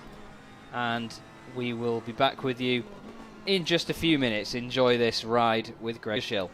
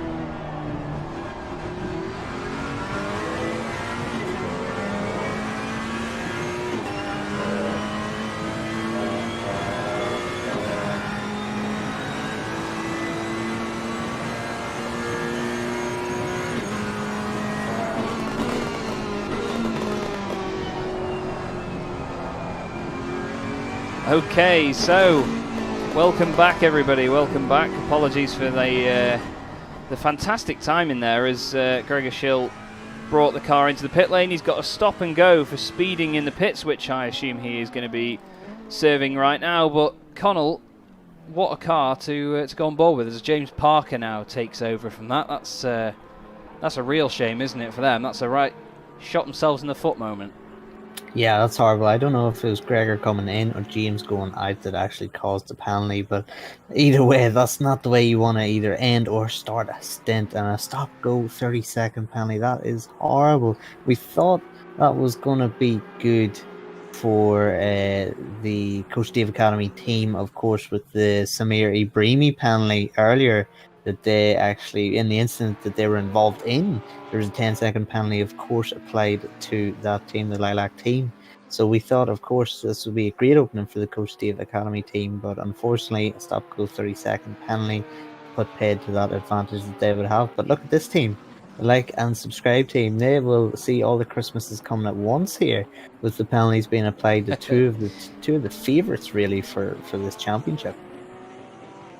Yeah, they're other than the fact that they're going to have to repair that car quite a bit after the race on the left-hand side, it's certainly looking like their race has been made a little bit easier. But the 99, as you can see there, 10 seconds applied to them as well. And 24 got a drive-through for the collision with the Lexus earlier on as well. And no offence to the 24 team, rightly so, really. I mean, I did say to Michael behind the scenes they probably shouldn't have been battling with leaders, but at the end of the day, if they are quicker, then fair enough. Like, they can go for it, you know. They can really go for it and try and fight. But if they're going to get to the point where they're in the way of drivers on the lead lap and making contact with them, you know, it's not what we ever want to see, is it? So hopefully we won't see that again over the course of the race. But this is the number 99 then, Chris Hoker in that car at the moment, trying to now catch up with Vasily Anufriev in the Porsche. Dan Long, we're not going to make any jokes about him this time. To be fair, actually, we were quite short on jokes for him last time, weren't we? Sorry. Tim Masson is in 13th place in the Bentley. That looks like a car that's just recovered from a spin to me. That was going very slowly through the hairpin. Either that or he's just getting used to the conditions at the moment. James is bringing home the bacon in the silver class at the moment, isn't he, with a class lead here ahead of Tim Troquet. The gap between them at the moment will just be updated now on the left-hand side. 5.7 seconds. So James doing a good job. That team as well, of course, Killian Ryminen, the other driver in that car, was flying in the first part of the race. And it's Angelo Mattei, or Mattei, that is in the Porsche. Number 15 at the moment. That was Vincenzo Rossetti that was in that car before.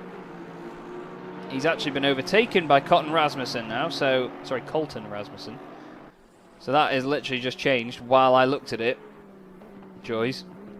It does update every sector, in all fairness, but the number 89 Aston Martin going back to the lead of that class. And to be fair, though, sorry, I can't even get anyone's names right now, can I? Connall, there he is. They did a really good job in that first stint, and to re-grab the class lead again, it just seems to be falling into place for them a little bit here, doesn't it? Yeah, great driving by these guys, staying smooth and consistent, and we've seen the number 15 car just as we went to break, having a little moment, only losing a couple of seconds, but that was enough for the 89 team, the Madhouse Racing, the North American division of Madhouse Racing, so intercontinental this team here.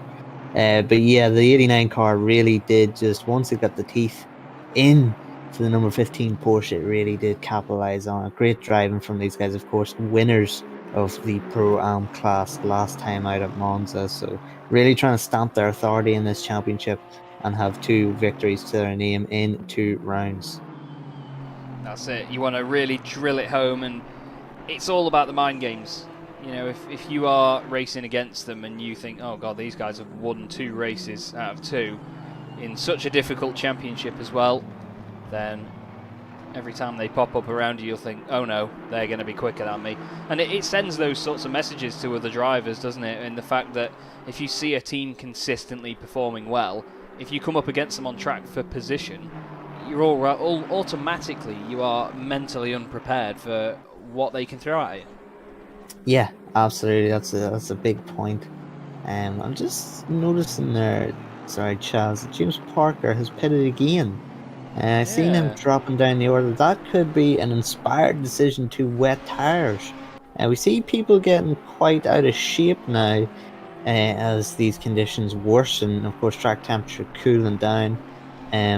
Yes, another pit stop for James Parker. So this could be a tyre change, or you could have ran into problems. Of course, there was a driver swap 3 laps ago from Gregor Schill to James Parker. Then they had the service stop go 30-second penalty for speed in pit lane. And now they were back in the pits. Whether that was a tyre change, we will soon find out. But it doesn't seem to be bothering the leader of these conditions, Dave Martinez, still lapping in the 203. So as everyone is slowing down, everyone finding difficulty with these conditions, the leader is just clearing away with this. He is indeed, and I think, to be honest, with the 30-second stop go that these guys have had, it's just, you've got to try anything, haven't you? It's like pulling out the Uno reverse card at this point. They've just got to try anything they can to regain that advantage.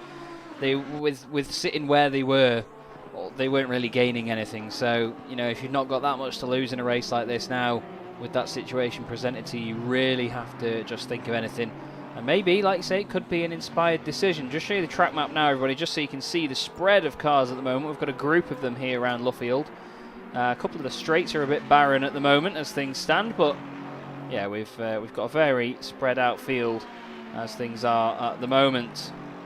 But James Parker then in the Triple Eight, once again showing some good pace, but not enough at this stage. Just getting word from a teammate there in chat, thank you Alric. They had intended to change to wet tyres.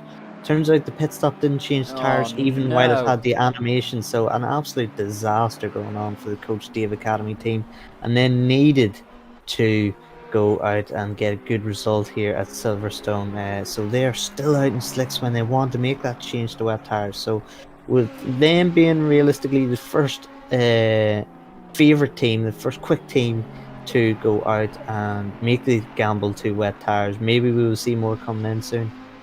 Yeah, well, that looks like a race that may have been thrown out the window, I'm afraid, and it's just a real shame that sometimes it can be the technology that does let you down like that with what the sim allows you to do and so on. I actually did a Citroen C1 3-hour race a while ago and spent a lot of time preparing with my teammate and good friend Jack Werrell.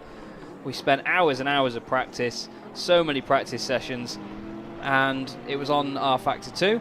And I won't lie, I've never done a driver change pit stop in my life in R Factor 2. I come from an iRacing background, but we're not going to get into that. And I thought, just as you would in other sims as well, you just exit the car, the other person gets in, so I get into the pit lane, get out the car, and that DNFs us from the race. After all the prep and everything, first pit stop, DNF because I don't know what I'm doing with R Factor 2. So, it just shows you though, I mean, I've got plenty of other experience with R Factor 2. I've been on it for years and years now, made my own series, hosted my own series, but when it comes to actually driving and actually getting out of the car and doing that part of it, I've not got any clue whatsoever. But it just shows you how quickly a race can get thrown away, whether you lose time or whether you completely DNF, doesn't it? Yeah, well, we see you don't even need technology. Whether it be e-racing or racing in general, sometimes brain's not in gear at all times. For anyone who follows the MotoGP series, you've seen Maverick Vinales actually jumping onto Valentino Rossi's bike in a bike swap in morning warm-up last weekend or 2 weeks ago. So, yeah, a couple of instances. We've all been there. We've all made mistakes that we'd rather not talk about.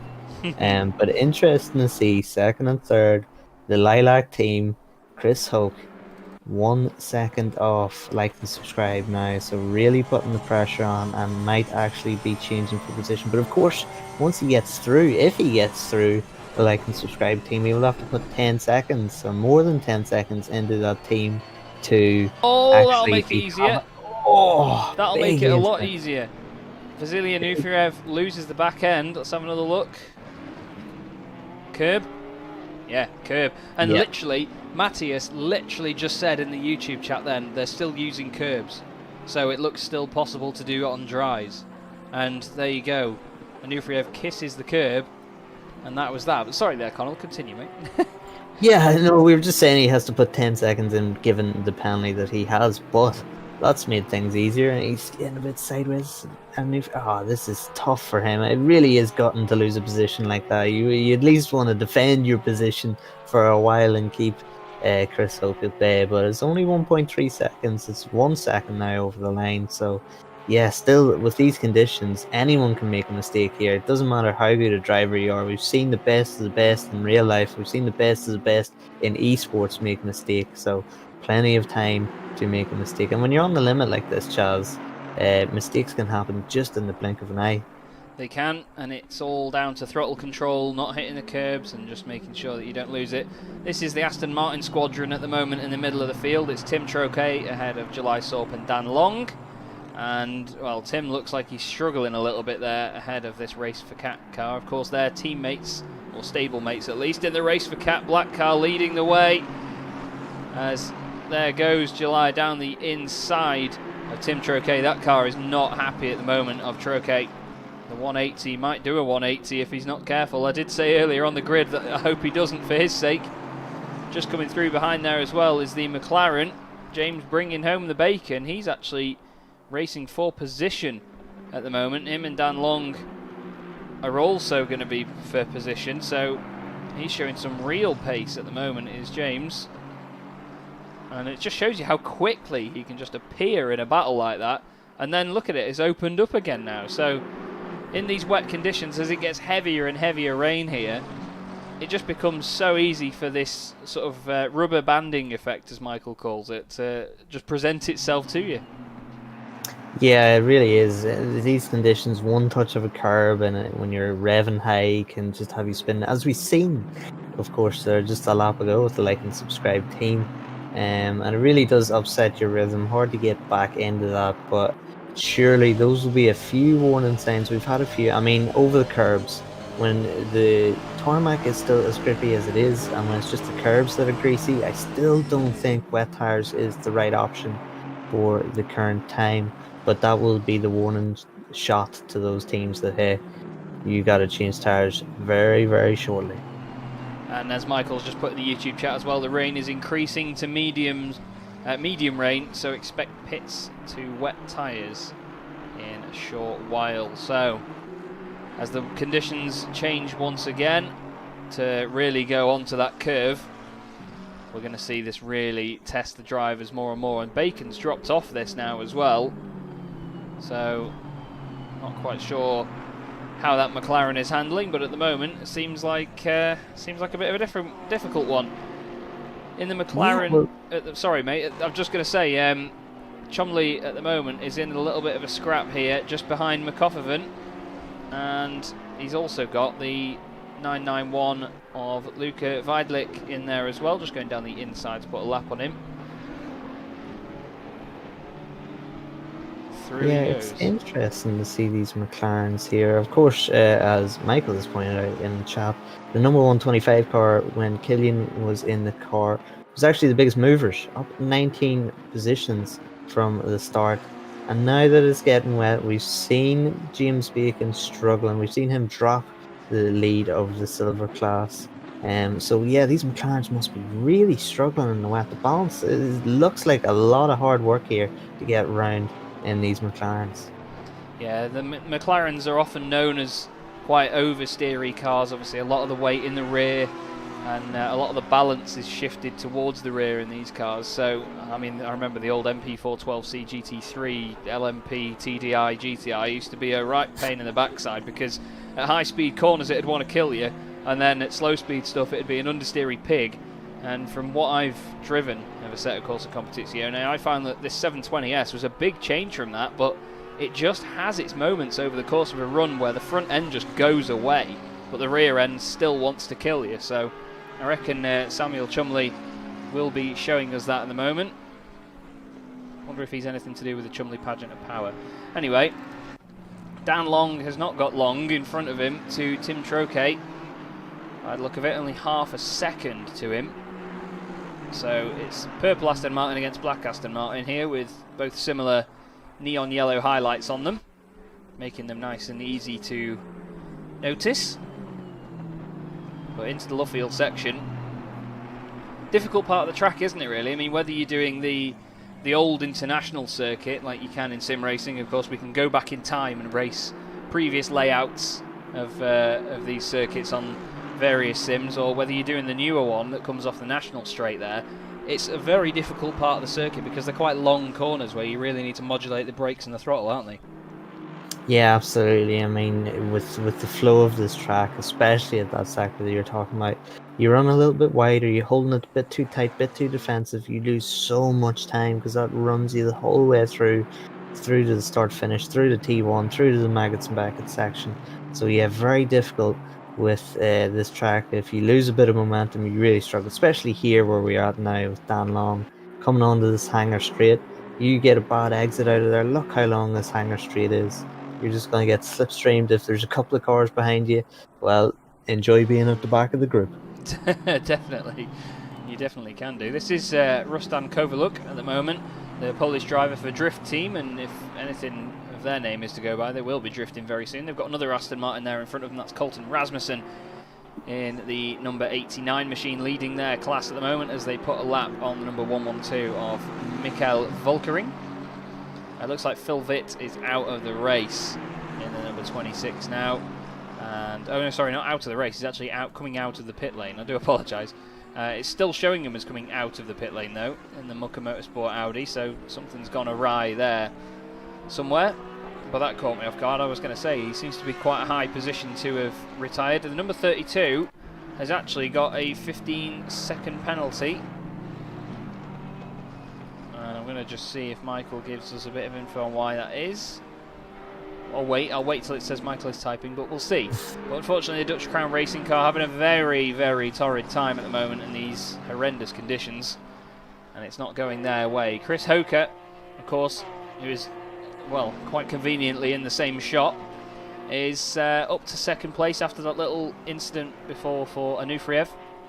And this number 99 championship leading Porsche, not respecting track limits of course, is really got a lot of work to do here. 21 seconds behind this man, David Martinez, who, to be honest, much like the Team Lilac car at Monza, they've been very untouchable in this first half of the race. Yeah, and I don't know where, really. I mean, when we were talking about championship favourites, we were talking about race favourites for this race, we didn't have the Aston Martin in this race. Of course, looking at qualifying again, weren't in the top 20 at Monza. They were pole this time out at Silverstone. The top Aston Martin actually was Van der Koekeldt in 18th at Monza. So yeah, very, very impressive. A big turnaround here, and David Martinez really proven himself to be a top level driver. Everyone's struggling in these conditions, and he's had Ibrahimi, he's had Gregor Schill, he's now had Chris Hoke chasing him down, and he's still pulled ahead of everybody. Still lapping in the 204s. Oh, contact! Oh, there you go. And I was just going to say, I and thought it listen- was going to go that way. That was the number 76 there getting involved with them. Wow. Unbelievable, and it just shows you, we've been talking about it, races change on a whim here, with smallest of incidents could have the biggest consequences, and David Martinez's 21-second lead, well, it's not going to be 21 seconds now. That was Michael Mund in the Sim RC car there, getting involved with them. I won't lie, I was looking to my right on the timing screen just to check some lap times from some of these drivers coming through. The next thing I know, there's 2 Aston Martins sideways on my screen, so apologies for calling that one a little bit late there, everybody, but you can see in the background, there is Chris Hoker at the top of your shot. There is the race leader. That has come right down now as he triggers the beam. Let's have a look at what the sector time is and what the gap has come down to. 8.3 seconds now, Connall. That is massive. I mean, we know how much that can make a difference over the course of a race. Chris Hoker has a 10-second penalty, but you've got to think that now that's happened, despite this traffic in front of them as he's flashing the lights to make sure they're aware, it's go time. He's really got to get on with it now. Yeah, absolutely, and Chris Hoke will have this is absolute confidence building here. David Martinez, of course, with this team, they yet to do a driver stop, I believe, with 1.5 hours to go, that it's a 2-man team. Michael, please correct me if I'm wrong, but we don't know the pace of the second driver for David Martinez's team. We don't know the pace. Chris Hoke, we know, is a quick driver. We know Vicky Thompson too for that Lilac team is quick driver. So it'll be interesting to see now. Martinez, he finished his stint. He almost didn't put a wheel wrong this whole stint, and then he gets caught up in that incident near the end of his stint. Absolute disaster. Hopefully his teammate will be quick enough to mount a challenge to Chris Hope. Fingers crossed. Chris there flashing the lights, as you can see, making sure that the cars around him know that he is on his way through. That is the Sim RC Porsche just in front there. That is Thomas... Is it Schmeta? Thomas Schmeta? It is the number 92, Thomas Schmeta. So he's going to be keeping an eye on it. It's not to the point now where he really needs to back off yet, though, and let him through. So he's just going to keep doing what he does. You do you, boo. But, wow. Very pivotal moment there. We've got Troche still within a second of Dan Long. Dan got past a little bit earlier, but Troche seemed to be struggling before. Not so much now. There's a bit of spray developing off the tyres now here, Connall. So the track, while it is still greasy, as you can see in the top right, the weather is going to get worse, the rain is going to get heavier, and that spray is going to be more and more intense, isn't it? Yeah, absolutely. And as you can see in the top right hand of your screen, the wee plus beside that rain cloud with 10 minutes there, you can see the plus. That means the rain is going to get heavier, and it's going to stay that way for at least the next 30 minutes. So very, very interesting. Surely wet tires will be coming on very, very shortly here. We're just getting some information again from Matthias. Thank you, Matthias. The Lilac fan club is here in full force here in the chat. Vicky is third driver for the Chris Hoke car, the number 99 car there, for those unaware. Vicky Thompson, the winners last time out, of course. She's still driving a GT4 at the minute at Bathurst, so she's going to be swapping straight from a GT4 at Bathurst to a GT3 at Silverstone. So completely different, polar opposites. But as we all know, Vicky Thompson, pressure for breakfast. So it's all, she's going to take this all in her stride, I suspect. Yeah, it's going to be... there we go. There's the halfway point of the race. Ticked off and done.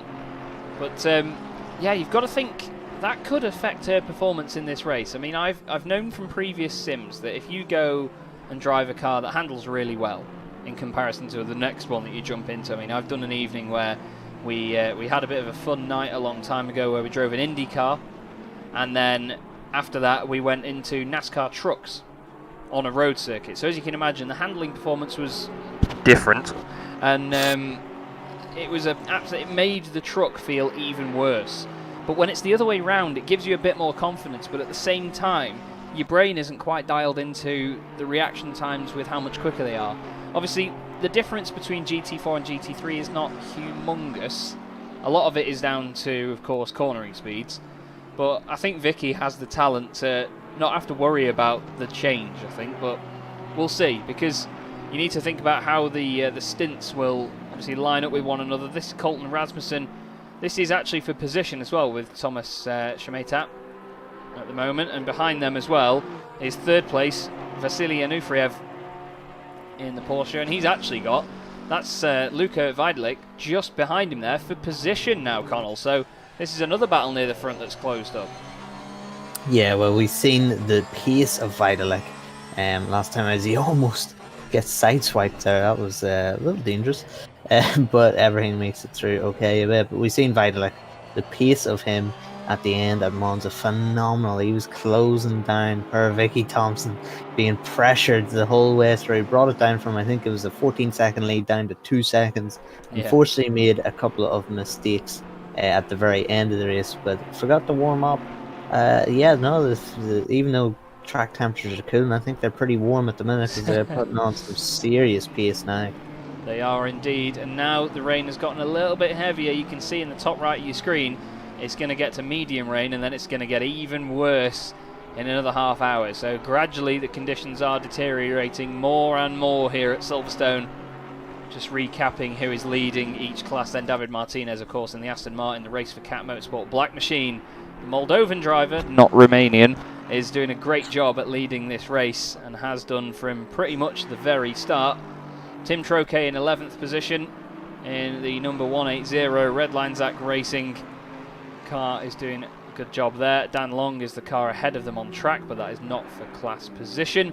And then the car we were just watching a second ago, the other Aston Martin of Colton Rasmussen. So it's all Aston Martin class leaders at the moment. The British Mark doing a great job at a British circuit for Madhouse Racing NA. But you can see the lap times in the bottom right of your screen there, Connall. 2 minutes 0.432 was the fastest lap for this team. 2 minutes 9.7 last time. It just shows you a couple of temperatures difference and a bit of rain really does bring these cars to a halt. Yeah, and as always, the best indicator of when to switch to the tyres is, of course, the driver on track and their pace. And as we see Rasmussen getting a little wide there, that's a sign, that's a warning for Rasmussen through that section to just ease off a little bit. But of course, he does have a good gap to McOffoven now in the Pro-Am class. He is the second Pro-Am driver there in the Audi. As we see, that is tight, and that is a spot you don't want to get wrong, especially in these conditions. As we see the Porsche try and go around, defend his position from the green McLaren into the chicane to the F1 complex start-finish. Not the start-finish for these GT3 cars, of course. For those who have just joined us, we're using the bike racing complex, I like to say. The old complex for you car guys. This was just for position as well. That is Sam Cairns in the Bentley that has just got ahead. It will update on the left hand side in just a moment for you.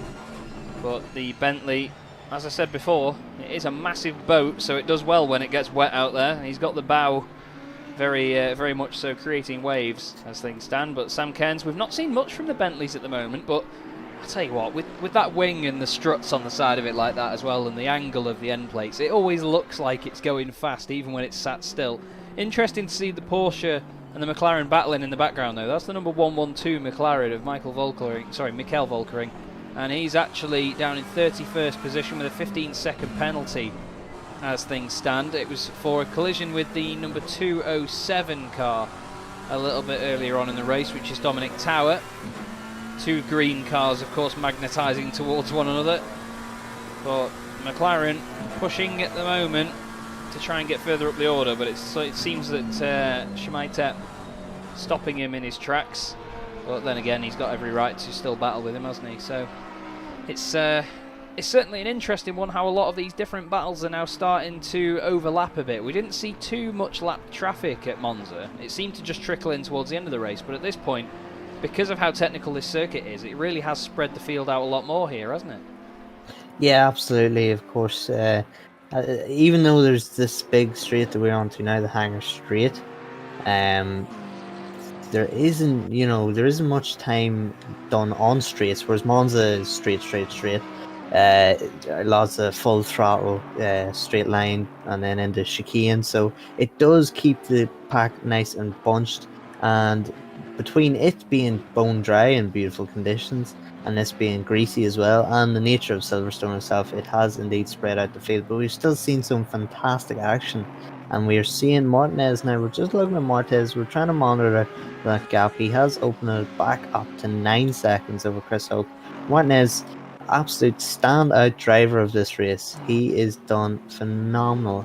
Well, apart from the incident, he hasn't put a wheel wrong. And we're just getting information. Well, we have got information in the chat from Michael Hamlet. He has looked back at that incident between the leader and the lap car. It looks like Mund slows on the straight to allow P1 pass, but in doing so he misses the brake point slightly and goes into Martinez, so that's unfortunate.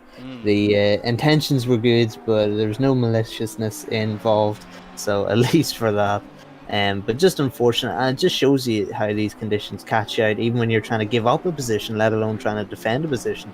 Yeah, that's it. I think that a lot of these guys do have the right intentions at heart, and the thing is, when you've got two cars on track that are battling for different bits of the road in different scenarios, a lap or so ahead of each other, the communication is very minimal between them. There's no pit wall for one of their team managers to just sort of run down and say, oh, can you just let our guy pass when he comes up to you? Because none of that happens in sim racing. Jorge Villar saying, I hope we can have a 24 soon with a big grid. Well, you keep an eye out, mate. You keep an eye out. As Alaric has said in the chat as well, the World Cup is starting soon. It certainly is.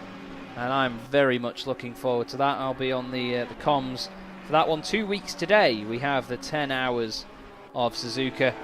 And I'm sure that is going to be an absolute belter with that going on. And we do have, I'm waiting for Michael to give me the nod of whether everyone knows that it's public knowledge yet or not, about the longest race that's going to be going on in said World Cup.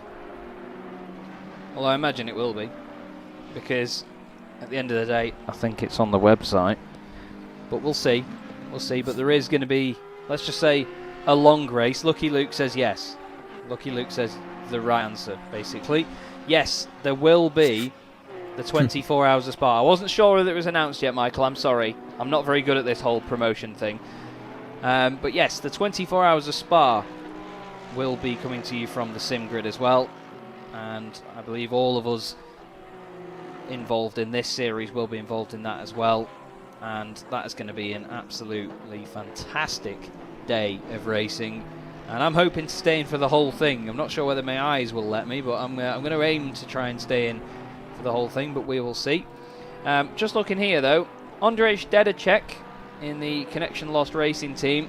Looks like there's a connection lost on the bonnet of that Mercedes. I don't know if it's just me, but it seems like that's got a bit of damage on the front end.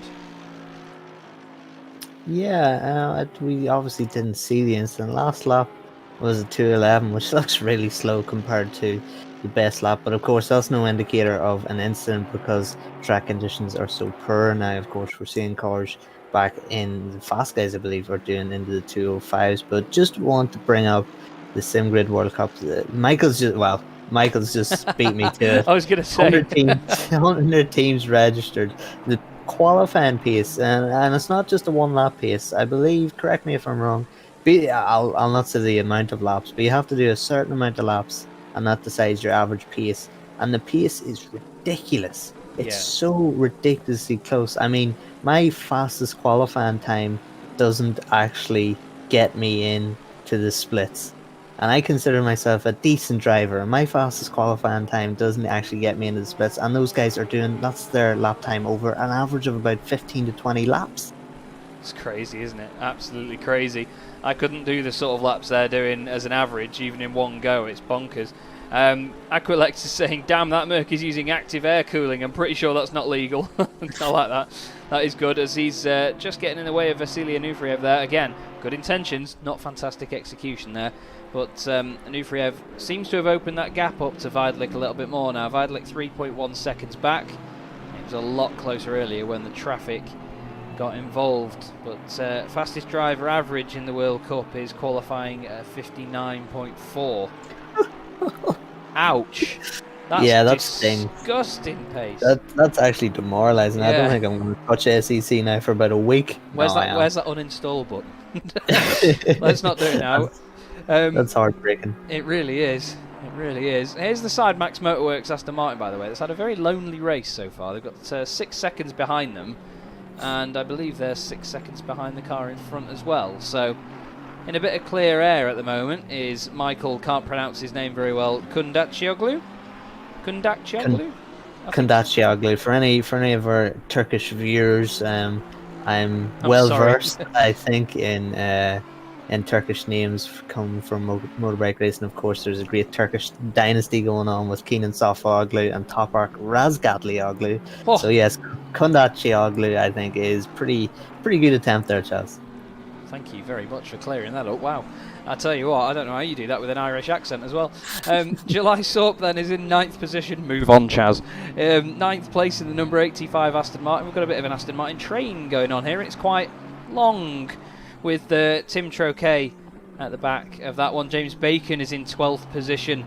Second in silver class, of course. So Tim Troquet leading that one. And here is how far back James Bacon is. And, well, silver class not looking so easy for them at the moment in the McLaren 720S GT3, but we've seen how quickly these things can turn around. Looks like close between 15th and 16th place. This is Dedicek and Mund. Mund making it look like he's gone around the outside there. He, of course, in the pro class. Dedicek in the silver class. So silver doesn't need to chase him too much in there, and Killian Raiminen says, holy moly, what an opening stint. Hopefully the teammates can pull through. Super fun so far. Glad you're enjoying it, mate. It's always good to know that the drivers are enjoying themselves out there while doing this, because it's super serious and super fast, and I don't quite know how these guys do it so consistently all the time. Let's have a mid-race Lexus update. It's Mikael Vactor is the head of the two Lexuses at the moment. That's the CzechRealCup.com car. Sounds unbelievable as it rumbles its way down the straight. I'm really sorry though, Connall actually can't hear it from the feed that I'm giving him at the moment, but believe me, it sounds good. The number 26 Lexus is... Sorry, not the number 26 Lexus. I've realised I've got the wrong one, haven't I? Where's the other one gone? Or did they drop down the order earlier? No, Diedrich there in 22nd. It is Diedrich, yes. It's 253. He's got the lights on as well. So there's me forgetting what number it was. I thought it was the number 26, but that, of course, is Phil Vitt in the Audi. So there's Chaz getting his numbers mixed up again. It's easy to do, leave me alone. But the Dieter Racing Lexus, top of those two at the moment. I'm sorry for Vactor there. I gave him a bit of false hope that they were ahead of the other Lexus. In terms of the Bentleys, though, the big old Bentley boats, we've got Tim Masson as the top Bentley, number 777 at the moment. Dominic Tower, though, just behind him, is actually for position there. So we've got a Bentley brawl going on as things stand. But Dominic Tower in the Bentley Team M Sport car has got a 15-second penalty. So he needs to put one over here on Tim Masson and then run away. Looks down the inside. It's a bit late. Tim sees him coming, though. Covers it off. Side by side into the next corner as well. Tries to get a cut back. And he's got it working as well, actually. He's got his nose down the inside. That's a nice job. And I tell you what, trying to fit two housing estates through that left-hander's not going to work. But there you go. He's managed to do it. Dominic Tower. Nice. Not too forceful there, to be honest. And all sort of credit to Tim Masson there. He gave him all of the room in the world. Even went off the circuit a little bit. It's nice to see that respect between these two because, let's face it, when you're trying to smack two postcodes together, it's not the easiest of feats, is it?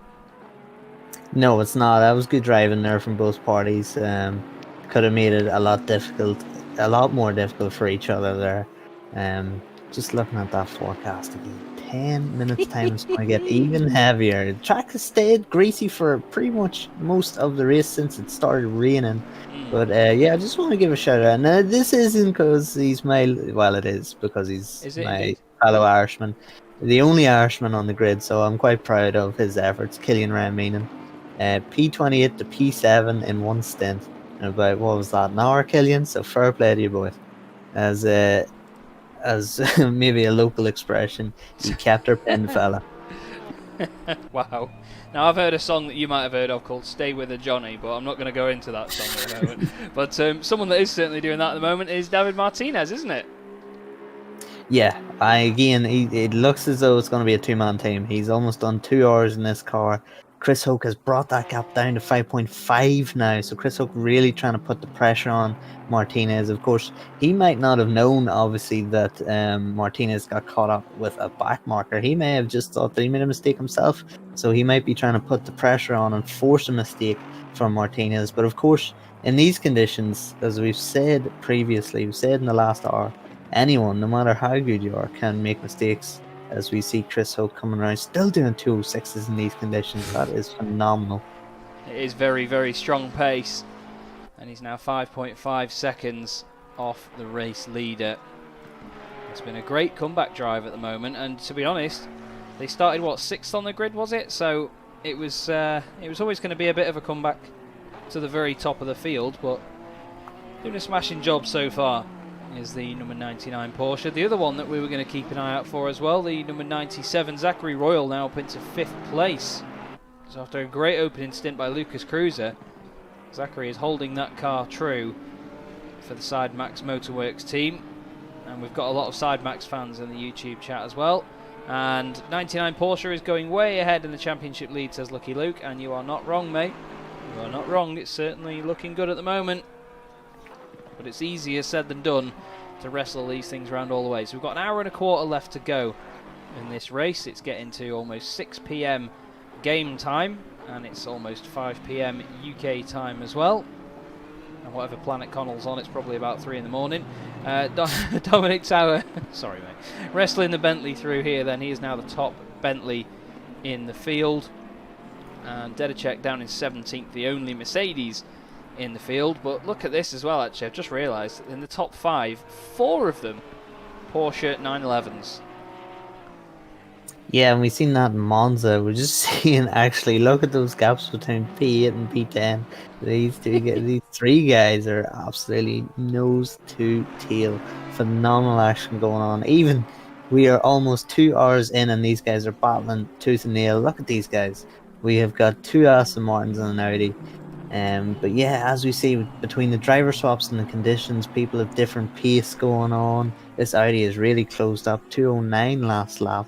So, I mean, the difference between Martinez in front and 10th position is 3 seconds. July Sorp has got out of the July rain and into the pits he goes. So that opens it up now for Philip Matzik. And you've got to think, how long will it be until he gets past down in front of him? Because the Audi, like you say, is looking quick at the moment in the Butler Pal Motorsport machine. Oh, the track state, damp. Thank you, Michael, for the update. It is now damp, almost as damp as my back in this very hot studio that I've got in my house, because I've got a fan on me, but I don't want it too close because I don't want to make loads of wind noise. But let me tell you, it is warm in here. Yeah, that immersion break earlier was actually quite good. I could put my shorts on because it's very, very hot in here too. Not normal for Ireland, but you know. I went and hung the washing up. Brilliant. But yes, it is very warm here. Nothing like what we're seeing in Sim. But actually, to be fair, seeing these conditions in the Sim is actually making me feel a bit cooler. So I'll go with that. But it's nice to see again a bit of a fanboy moment for me here. A bit of muck all over the cars. They're looking grubby. They're looking used and abused here at Silverstone. One car that we haven't seen much of recently is Joachim Stensnes in the Lamborghini Huracan GT3. Doing a good job though in the number 563 car for HYDR Racing. The Danish driver was awesome to watch at Monza, and he's awesome to watch again. Who put that crane there? He's flying though with the number 137 Porsche of Lucas Rommel right behind him. We've seen Lucas is quick, but he's been a bit inconsistent at times, hasn't he, in these races so far, Connall? Yeah, and that's crucial, obviously, to a good drive. I mean, P30 at the minute, he is not a P30 driver in this class. He is quality to be up fighting for the top 10. But Stanislas, again, had a very, very shaky early race, as he did in Monza. Bad qualifying put him in danger. He got caught up in an incident or two. And now he is just making his way up through. But Lucas Rommel very, very close to the rear end of Stanislas there. very close, and Rommel is really looking to get through here. But again, it's a P30 car battling with a car in the top 10. You have to be so careful not to cause an accident, because the stewards will indeed come down hard. Stana says gives him that position, yields going into Maggots and Beckett's. But Stana says fourth in the race at Monza, so seventh at the minute. So trying to stay as consistent as possible, trying to keep up with the Porsches in these championships.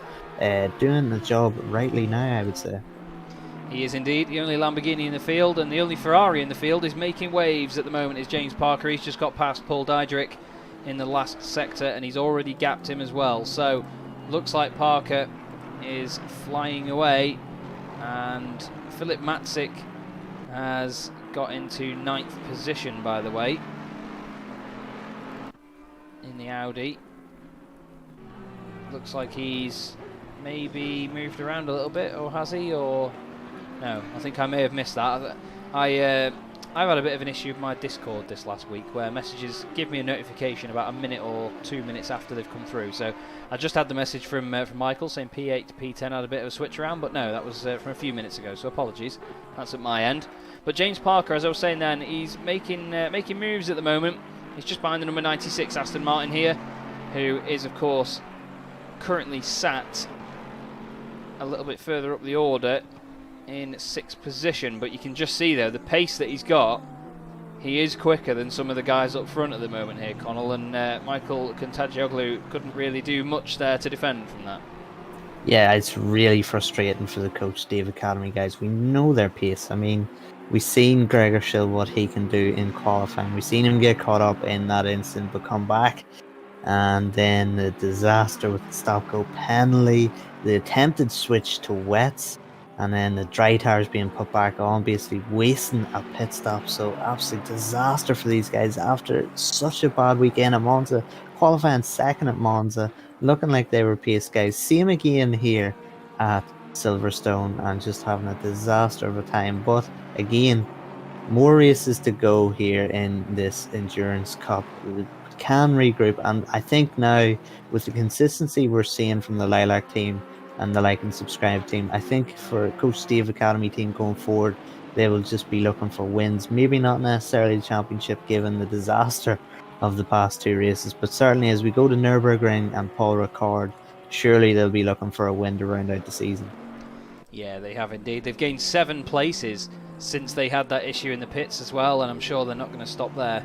They want to just do a bit of damage limitation, as you say, just to make sure they don't lose out too much. We are coming up to the 1 hour to go mark, everybody. So you know what that means with me in charge of what we're looking at. It's always a dangerous time. But just let us know, which car would you like to go on board with for the hour to go mark, and we'll do another little bit of an immersion break for you. Hopefully this time we won't do it well as another pit stop, but typically at the hour mark that tends to be when they do pit, as James Parker goes a bit deep into turn, or what would be turn 3 I suppose, on the new Grand Prix circuit, but apparently not. And Matthias has said Porsche. I think, yeah, we haven't been on board with many Porsches today, so what we'll probably do is go on board with the second place car, the number 99 of Chris Hoker, or maybe even Zachary Royal. Zachary Royal's been flying up the order over the course of this race with his teammate. Acrylex says Lexus. I do like the Lexus. I do like the sound of it. What we may do is we'll go. I think I don't want to be the one to make the call, but I do really want to go on board with the Lexus, in all honesty. But speaking of said Lexus, we'll have a look further down the order, because they are a bit spread out down here, aren't they? It's not so simple. That's not a car that's handling well, is it? Look at the pace from Mikael Vactor there. It looks very tentative there through turn 1. That's not normally somewhere that you brake, but he really did have to nurse it round. And look, it's gone straight on now as well. This is getting sketchy, isn't it? Yeah, absolutely, and very interesting as we see Matthias in chat promoting the Lilac Army, and the Lilac Army are going for Chris Hoke is only 2 seconds off the leader now. He's caught him, and we're going to see now as we get to the pit stops what will happen. Will he get the lead even before the pit stops? Well, this could be one of the pivotal moments of the race that we're witnessing right now. You could hear the wheel spin. Well, Connall couldn't. You could hear the wheel spin from on board with the Lexus just a moment ago, as he came out of that section, the car just instantly on the rev limiter, the back end dancing around all over the place, the rear's not wanting to do whatever the front's telling it to do, and you can see the spray coming up off the wheels now in front from Martinez's car. But that 10-second gap, I tell you, at this pace, that's not going to be anything that Chris Hoke and his teammates have to worry about here, Connall. Yeah, I mean, he is seriously reeling in the leader, David Martinez. And per Martinez, I mean, Martinez is pitting. Martinez is pitted. He has jumped in. There he goes. Then he probably thinks, right, let's not lose time with this battle. Let's get on these tyres, try the undercut with the track getting wetter. We'll keep an eye on it and see. Now, you're going to have to tell me this. I'm not 100% clued up on how we're going to be able to tell the difference. Do they have different tyre wall colours or anything at this point? I'm not entirely sure. I'm sure chat will be able to fill us in. Yes. Well, we'll be able to see the difference in tyres, but you would suspect a damp track now, you would suspect that the wet tyres are going on. Yeah, Michael said he'll tell us anyway. Thank you, Michael. We love you. He's a fantastic source of information, is Michael. There's Anufriev then in second place. Martinez is now on his way out of the pit lane. And this is the point where some people will be able to tell and I won't. I can't tell. Told you. It's now Francisco Gonzalez that is in this number 55 car that was leading the race on the way in. And out it goes, sounding mega as always, the big beefy V8 of the Aston Martin. Here's Chris Hoke. Now he's about halfway round, maybe 2/3 round a lap here. So, do you think he's going to pit this time? I suppose that if the track's damp and there's optimal tyre choice going on here, that he won't want to lose any more time to those guys in the battle for the leaders. Oh, the Lexus has had another issue there. It is Mikael Vactor not having a good time in that car at the moment, are they? Yeah, that's a shame. You would expect that Lexus to be good once it sees a damp track, but obviously still on dry tyres. That is not a good combination. But Chris Hoke here, I don't want to jinx him. I'm touching wood right now as I speak, but he's looked pretty safe here with this damp track so far, even when he's been closing in the leader, Martinez. So I think Chris Hoke could still go on another few laps yet and stick to his scheduled plan, and indeed he does. So of course he'll be handing over to Vicky Thompson very, very shortly. So obviously when Vicky comes in, I think they will change the wet tyres. Got Tim Masson just coming in the pits in the Bentley if it'll fit. And onto the speed limiter he goes. Unsurprisingly, the Lexus ahead of them there is also in the pit of Mikael Vactor. So bit of damage limitation there. Dominic Tower in as well. We've also got one of the McLarens coming in just there. That is the number... Which one would that be now? It is Muscat. Sheldon Scott Muscat for the GT Omega team. There are two blue McLarens in the field, so do forgive me, everybody. Ryan Yee has been yeeting a bit too much, it seems. He's got a stop-go 30-second penalty. Disaster for that team. Of course, we've seen the fantastic work that Killian Ryan Newman did. We've seen James Bacon staying out of trouble. Ryan Yee now with a stop-go 30-second penalty very early into his stint, and he's serving it already. I just wanted to point out, we're getting the information. I know your Discord's delayed, Chaz. I'm able to see Michael has informed us the number 55 car, pretty much the whole race leaders, Gonzalez and Martinez, they are still out on slick tyres. And that is a Porsche. Porsche. With it's rain getting heavier, this is phenomenal stuff. That is a Porsche right there on wets. Lucky Luke in the chat has said wet tyres have no yellow letters, I believe. There are no yellow letters on that Porsche's tyres. So like and subscribe team have got onto wets. We'll keep an eye on their lap times over this, because I think we're going to see a very quick Porsche all of a sudden here. He's got the Audi, the number 26 just behind him there. A lot of these guys are on wets, and Michael has made me aware of that. I'm not sure whether I'd be able to tell by looking at another head-up display, but I don't want to ruin the what we can see on here, so we'll have to just take the information as it comes, everybody. But that definitely is a Porsche on wets now. So your race leader, Chris Hoke. You can see the yellow lettering on the tyres on that car. Here's Vidlit. You can see the yellow tyres. Not entirely yellow tyres. That would be interesting, wouldn't it? I suppose Audi almost went for full yellow tyres on that GT2 concept thing they did. But this is Francisco Gonzalez, third in the race now in the Aston Martin. And that certainly has yellow tyre writing on it as well. And wrestling it around, as you can see, as Vidalik comes in the pit lane then. See if we can keep an eye on what they interesting put to see on. what tire changes he does. Very surprising from Gonzalez. You would have thought that wet tires would be the way to go, especially looking at the forecast. You can see the wee plus. 10 minutes to go, 30 minutes to go, you can see the plus. So it is going to get heavier and heavier again. And you'd think while you're in the pit stops doing your driver swap that you would be going on to the wet tires. So the slick tire option, again, maybe it was a problem that the Coach Dave Academy team had, where they actually pitted for wets. And unfortunately, technical glitch with the game resulted in them going out in dry tires. Because, I mean, dry tires right now seems like a pretty crazy option. There's a big scrap going on in here as well. The 911 is in there as well, and this is all happening in front of the leader. I think that was it the 112 McLaren in there? No, it wasn't. It was one of the other McLarens in there. Apologies. David Planiol running a bit wide at the top of your shot there. A lot of these guys struggling with the conditions, it seems. But Vidalik definitely on wet tyres now. And Ogorodnikov has not made up the time. Vidalik, that was a very fast pit stop, wasn't it? They're back out in second place now, where Ogorodnikov... Oh no, sorry. My bad. I thought that Ogorodnikov was behind, but that's because the sectors haven't updated. So Gonzalez on the wets, Ogorodnikov on the...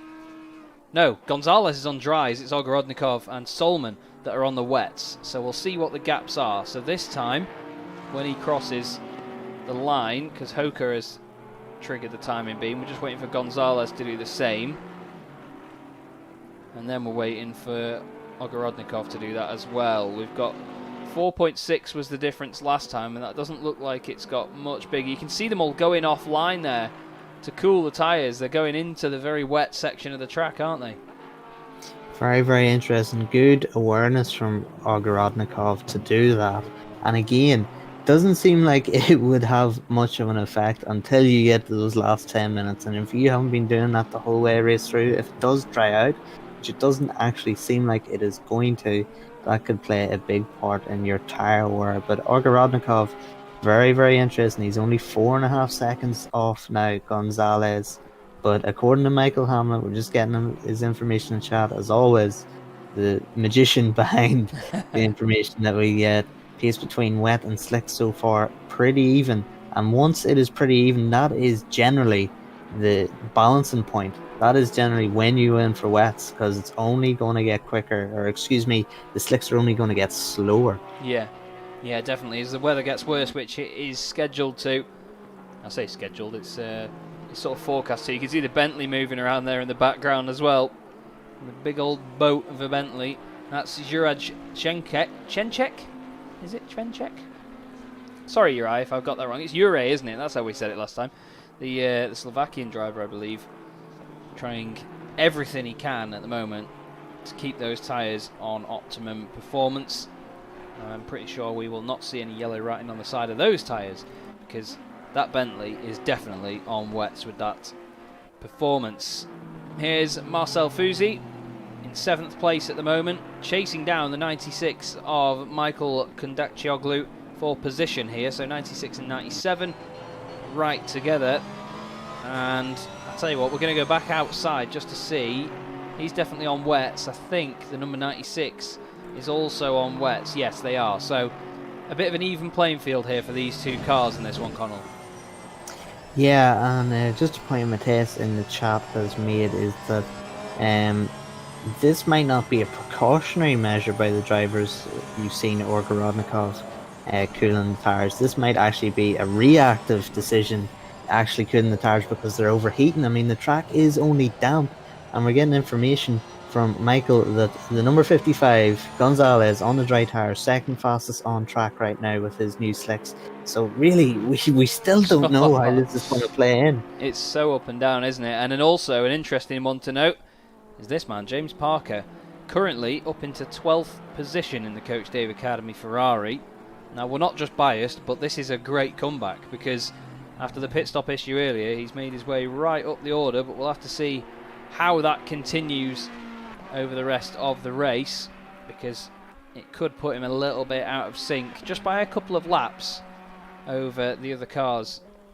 So we'll have to see And let's have a look then. Joe McCauley saying it's still 26 degrees Celsius. The wet's probably overinflated. The tyres, imagining it would get cooler over the next 50 minutes. That's very true. Very true indeed. And we are getting told as well by El Eric that James is fire in the rain. So hopefully it doesn't put him out. But oh, there's a car off just ahead. That's one of the McLarens. I believe it's not Yi, is it? 'Cause Yi is the silver car. I think it may have been. Is it Jack Mills? Yes, Jack Mills, the 2C's Endurance Team blue car. Getting back going again. Number 250. He's underway. Lucas Rommel in the pit lane. Also one of the Aston Martins in the pit lane as well there. That is Tim Troche, who was leading the silver class. So it's worth having a look at Jure Čvenček. But that car with a 15-second penalty may not be much of a threat at the minute here, Connall. Yeah, I mean, this dynamic of this race is setting up to be absolutely thrilling. So we've got the guys on dry tyres. They've pitted and they've stuck dry tyres. We're specifically talking, probably out of the front guys, only about Gonzalez. He's out in dry tyres. You would have expected he followed the crowd and went with wet tyres. Oh, you're again, it's sideways there in the Bentley. But we've got Gonzalez. He's on the dry tyres. Has he pitted or has he picked the wrong tyres? Now, if he does have to do another pit, you would suspect that would put him at a disadvantage. But we've seen these guys on the wet tyres. Track temperature is still high. Will they overheat their tyres and actually need to come in for a pit anyway? Meaning that Martinez basically has a free pit stop to go and change tyres. It is all still to play for. It really is, and I'm that excited by it that I've missed our sort of 1 hour to go break. But we'll stick with things here as the pit stop window is underway. And these guys all get their tyres changed. Aquilex in the chat, thank you for all the information, by the way, that's coming through on the YouTube chat, guys. We really do appreciate it. You're giving us a fantastic insight as well as Michael in the background. It's good to hear your thoughts of what's going on, guys.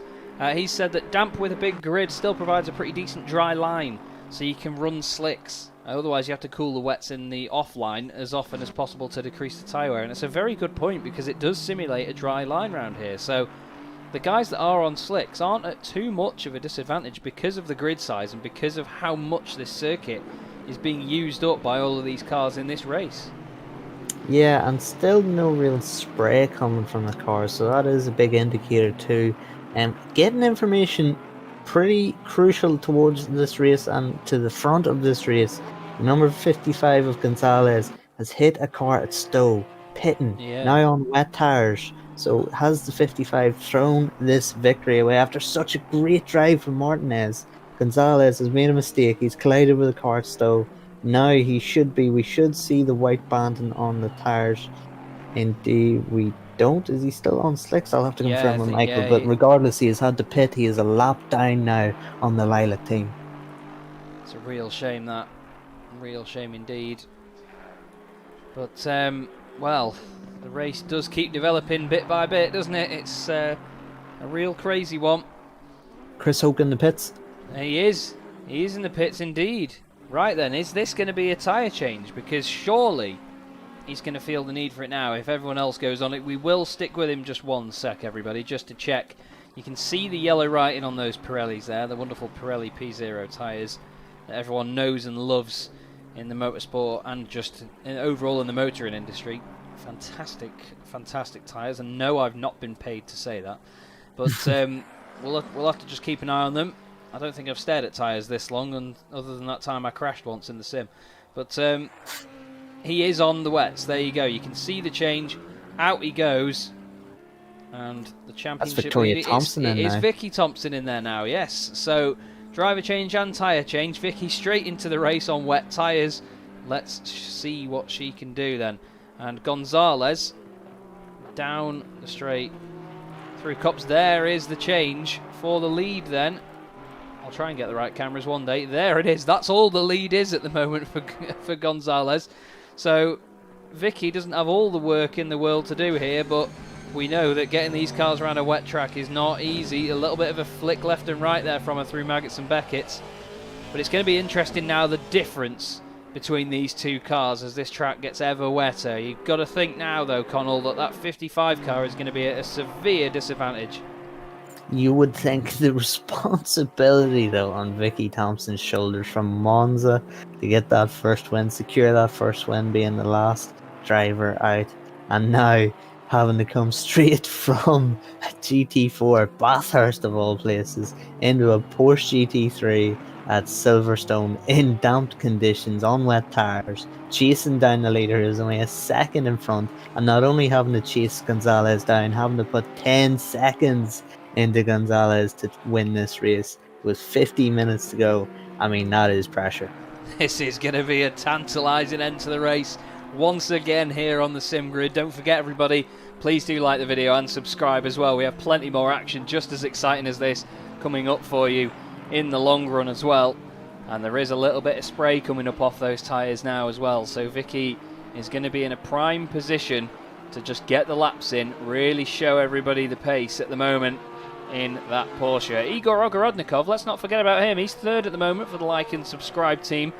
That Porsche has been great and consistent this season. He's also going for the wet line just off there, off to the left, back to the right. Nico Solman not too far behind either in fourth place, but then Kundaccioglu has got Fuzi right behind again here. The two side max cars having another little scrap in this race here, Connall, and this is always good to watch when you've got two guys in the same sort of stable fighting against each other. It just shows their pace, doesn't it? Yeah, it does indeed. Shows that they're working together. 209 last lap around, so the pace, as Michael was pointing out earlier, is similar to what they were doing on slicks at the end of their slick tire stints. But yeah, Fuzi doing a great job with number 97. We have 9 pro drivers leading the way overall. We have Pierce in the Aston Martin leading the silver class. And then we look further down the order, that number 989 car again leading the way in Pro-Am, as it did in Monza. It won in Monza. So the Madhouse Racing, the North American branch of the Madhouse Racing squad, going to be very, very happy if they can keep this over the line. They will be indeed. Plank Livery is asking what tyres is Simon Speth on, and he is on wet tyres, definitely. And apparently the two Lexuses are 4th and 5th fastest on the track at the moment, so go on, Paul! Paul Dietrich there, launching my favourite car around as things stand. And to be honest, I think this is a very apt moment for a quick break here, just to have a little bit of an immersion break for Connall and I. So hold on to your hats, everybody. We're going to turn up the volume and ride on board here in the rain at Silverstone with this wonderful, wonderful Lexus in the Dieter Racing team. We'll be back with you in just a few minutes.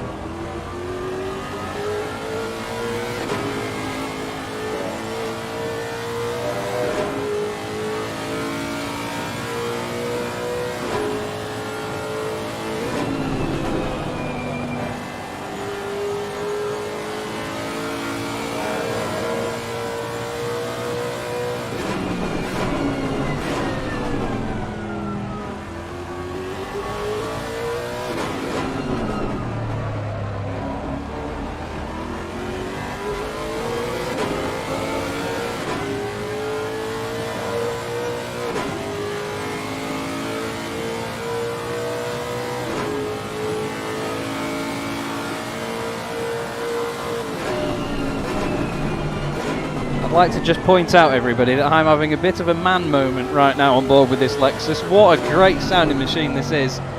Connall and I are just taking a quick break, just while we get a few drinks and things sorted in the background. It is a long stream this to do, but we hope you enjoy the sound of the Lexus though. It's phenomenal.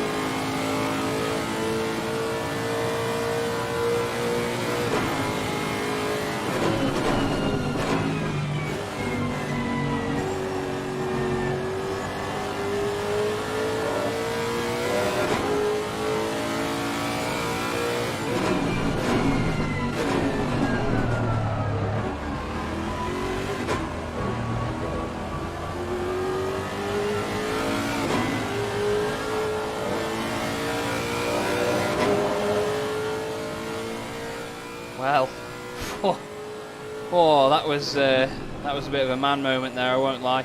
What a fantastic sounding car that Lexus is. We do all love it here at the Sim Grid. It's good to see it doing well, but we have a great race developing here, don't we, Connall, between these guys at the front. This changing weather has really brought this race alive, and we knew it was coming as well, but even still, you can't write this stuff. Yeah, I mean, this is phenomenal. Again, we 3-hour racing, you would suspect that everything would be strung out, everything would just be about race pace, everything would be sort of calmer. We've seen action, we've seen big battles, and we've seen thrilling racing. It's not even over. There's still 43 minutes to go. Vicky Thompson now being caught by Ogorodnikov. I love it. Of course, finished third. That team, the number 56 team, finished third at Monza. Vicky Thompson's team, the Lilac team, taking the win. So the like and subscribe team, if they get through on Vicky Thompson, surely you would suspect that these two would be the two favourite teams battling for this championship as we head to the Nurburgring in 2 weeks' time. Yeah, definitely. They definitely will be. And I think it's going to be a hard-fought one as well. I mean, by the look of it, at first the 99 would be running away with it. But interestingly, Vicky Thompson, she avoids the 112. That car's been a bit of a chicane for everybody this race weekend, hasn't it? Menno van der Molen just getting out of the way, nearly into the side of the like and subscribe team.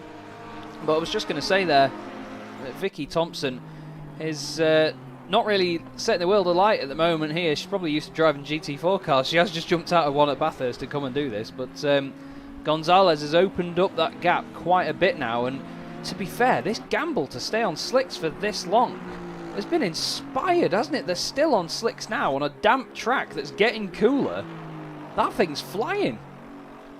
Yeah, that was just brave. And you know, when you're battling for a championship the way the two guys, or the two teams, excuse me, behind them are, I mean, with the bad run that this team had, Gonzalez's team in Monza, they're relatively out of the championship, although a win here could put them back in contention. But when you were expected to be out of the championship and then you've all of a sudden got all this pace, I mean, sometimes a gamble, why not? Nothing to lose, everything to gain, and currently they have everything gaining at the minute. Well, that's what I was saying earlier about the number 888 Coach Dave Academy car. James Parker is now 16th position at the moment, but they were up to 12th earlier, so bit of progress halted, I think, by a pit stop there. So it's just one of those things when you're a bit further down the order, you've just got to take those risks and just see what can come to you and see what can work. I mean, everyone will remember a very famous European Grand Prix at the Nurburgring years and years ago. I believe it was it Winkelhock took was it Winkelhock? He decided on the very first lap, on the warm-up lap at the European Grand Prix, he came in at the end of the warm-up lap to take wet tyres, and then after the safety car came out, after it really leathered it down, that car was actually at the front of the race in the Spiker, and it was just an incredible turn of events. But that's the thing, you've got that sort of. They knew they wouldn't be right up there in the championship, but they thought, you know, for that one race, we'll put the wets on and see where it gets us, and it worked for a while. So it's just those little moments. Yeah, Winkelhock, the legend of Winkelhock, is only racing. He leads it in a Spiker, so I think he is one of the only driver in Formula One to boast a 100% rate of leading a race in his Formula One career, because it was his only race. Yeah, but true. Yeah, again, an inspired decision like that. It was just a weird race that year. It was 2007. I think it was. I believe. Correct me if I'm wrong in chat, but yeah, inspired decisions like that sometimes just pay off in a big way. And if we go back to my experience, 92, I don't know if there's any MotoGP fans here, but they may be quietly watching on. But Eddie Lawson, 1992, on the Cagiva, not really the favourite bike. He was a lap down. He changed his tyres when nobody else did, or he was on the wrong tyre, you would think. He was a lap down and he came back to win the race. So there's a lot of experience, there's a lot of history in motorsport of gambles that have paid off. But I'd say, to be honest, there's a lot of history in motorsport of more gambles not paying off. Oh yeah. We see a lot of moves that people think are inspired, and it's not quite that case. And Martin Lorenk in the YouTube chat saying, second time starting from the front, second time driving through from the back. Great driving. Fun driving, you should say. Well, Martin, we're very, very glad that you are still enjoying it out there, mate. This is his teammate at the moment, William Stevenson, now in the Connection Lost Racing team. 19th position in that car at the moment after the first lap incident. Really didn't help, I think is the word to use there. But we've got some good stuff going on all the way up and down the order. Jordi Zvaez in the Lamborghini, the only Lamborghini on track, is just ahead of the only Ferrari on track. 4.6 seconds, there is the gap visually. Back James Parker is flying. Oh, he is so much faster. He's taken a second out of him that time round as well. So he is really on it now. The 888 machine. We're not biased. This is just genuinely because they are that much faster. Let me just tell you as well, I'm going to get a little bit sort of immersion breaking here, but it's very surreal sitting here right now watching a cold track, loads of rain coming down, and then the sun has just come beaming through my window from behind me and lit up my entire desk. It's a bit of a strange scenario to be in. It's literally giving me sunburn on my right arm right now. It's boiling hot here in the real world, but this race, though, the conditions, to be fair, it's been fantastic, hasn't it, so far, Connall? It's just been amazing to watch. Yeah, it really has. Very impressive. And I think, you know, you would come to expect less action compared to, I mean, we've seen some brilliant races in Sprint Cup. We've seen GT4 Madness. You would come to expect, in theory, less action in an Endurance Cup and a 3-hour endurance race. But no, everyone's so close together and so closely, tightly packed. Like, I mean, second covering the top 16 at Monza, second again. Oh, that was a moment there. Top 10. There was a little bit of a moment there. I was just trying to catch out which one it was. It was one of the Porsches. I believe it was the number 15. It was Vincenzo Rossetti. I'm going to go back 10 seconds just to see if I can catch it. Yeah, he's already around at that point. He just lost it in front of the 888. Manages to recover, though, and get it back underway. I did want to have a look, though, at Nathan Pearce in the Aston Martin, who has just caught and passed, I believe, Richard Schaefer in the Audi that is now behind him. We'll have a look and wait till it updates on the left-hand side. He has, yes. So he has made the move, and through he goes then. So the silver class leader putting another car between himself and Juraj Čvenček, and that's very important in these races, isn't it? Yeah, very important for the race, but don't forget, for those who've just joined us, not a fixture in the championship, because it is 3 separate championships: Pro, Pro-Am and Silver. But yeah, as you said, Chaz, very, very crucial, because you know how hard it is. It's one thing to catch up, it's another thing to actually make that pass. Yeah. But with the way Schaefer's going, he might be going back into Yuri's clutches very, very soon, because he is not having a good time of it in that Audi. The Audi was looking great too in the early stages of this race, but starting to struggle now in these conditions. Yeah, he is, isn't he? It's looking a bit wobbly at the moment.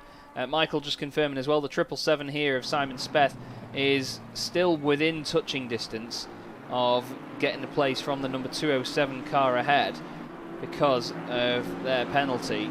So there's about 13 seconds between these guys as the 76 Hannes Nord is all over the place there, and that's Bogoroditsky going past there for position in the number 17 Aston Martin, who goes down the inside of Simon Speth. He's wasting no time, is the Russian driver for Drift Team, and he's trying to drift his way through this battle. This is side by side then through Luffield, tries to get it tucked in, maybe get a cut back on the Bentley. The Bentley probably can't see him, he's that high up. They're side by side back down the old straight. Some great racing here. It's like touring car racing between these pair. But look at that, Nikita Bogoroditsky doing a great job there to get it done before Copse. That cutback really did work. It's white versus black here with the Audi and the Bentley. The Audi and the Bentley? Sorry, the Aston Martin and the Bentley. It's like good versus evil here. The angel and the demon. The wonderful angelic looking Aston Martin, although it's a bit of an angry looking car. And the big beefy demon of Bentley. I do love that car. I really do. Just not quite as much as the original one. But it's good to see it doing well though around here. Oh, Bogoroditsky decides, oh, stuff it, Drift Team. He's now Rallycross Team. There's down the straight. It's a good thing though. He got a really good run out of Maggots and Beckett's in that Aston Martin, and he opened up the gap. So by the time he's gone off the circuit, it's not really affecting him. He's actually on dries as well, which is an interesting thing to note. And we did get the comment before. I'm just trying to have a look. Someone said it's Jorge Villar saying that high track temperature has helped keep the track drier, and it is working for these dry tyres. Because look at Bogroditsky, as I say that he goes slowly, but he has been able to open up that gap at certain corners where the dry line benefits them. Yeah, absolutely. And we did talk about the tipping point not too long ago. Michael pointed out in chat that the wets and the dries were doing the same lap times, and generally in any race, and that is the tipping point. That with the rain continuing to fall, that is the tipping point to go to wets, because the wets very soon will be the quicker tire. But right now you're looking at 30 minutes to go. So even if the inspired Martinez leading this race goes to wet tires, will these guys who have been out in wets for the past half an hour, will they actually be able to go the distance and maybe get the jump back on Gonzalez? Because right now the pace is good with Gonzalez. Of course the track's going to get wetter, but so far, will it be enough to warrant a pit stop even? Yeah, that's it. I mean, the thing Vicky needs to think of now is that she doesn't want to push too hard to get that car in front, and just needs to bargain on the fact that the track will get worse because it's going to continue raining. So it's going to get wetter and wetter here. The temperature is going to carry on going down, but she can't guarantee that car ahead will keep this pace up. She's actually gained a couple of tenths as well. Ogorodnikov, of course, is now, was over 10 seconds behind. We'll check the sector time now, 14 seconds. So Vicky at this point will still remain in second position over Ogorodnikov. That car is looking skatey around so that's not good at all. But yes, as pointed out by the chat, Gonzalez is losing this gap, and I think I'm just going to see Michael if he can confirm whether this track status will change very soon, because to be honest, while it is damp now, the rain is getting heavier and heavier, and I think it's going to be getting worse. And yeah, Vicky, like Aquilex has said in the chat, she's not using up the tyre wear. There's still not enough water to... she is using the tyre wear up because there's not enough water on the track to cool the tyres down. So there's so many elements in this race all of a sudden that we've been presented with here on this one, Connall, that I don't really know where to look, but it looks like the wets in the last sort of maybe 20 minutes of the race will bring it alive, but you've got to think, do these guys have the gap?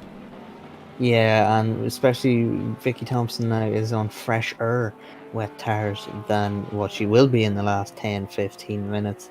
But Gonzalez, not only can he afford Vicky to close up a little bit with that 5-second lead, he can also afford Vicky to have a 5-second lead herself over Gonzalez, given the 10-second penalty that Vicky Thompson currently has. That was for an incident between Samir Ibrahimi and Gregor Schill in the number 888 car earlier on in the first stint of the race, first hour of the race. So I'm just thinking, we did say earlier, Chaz, that 10 seconds could be pivotal to that race, to the way this race pans out.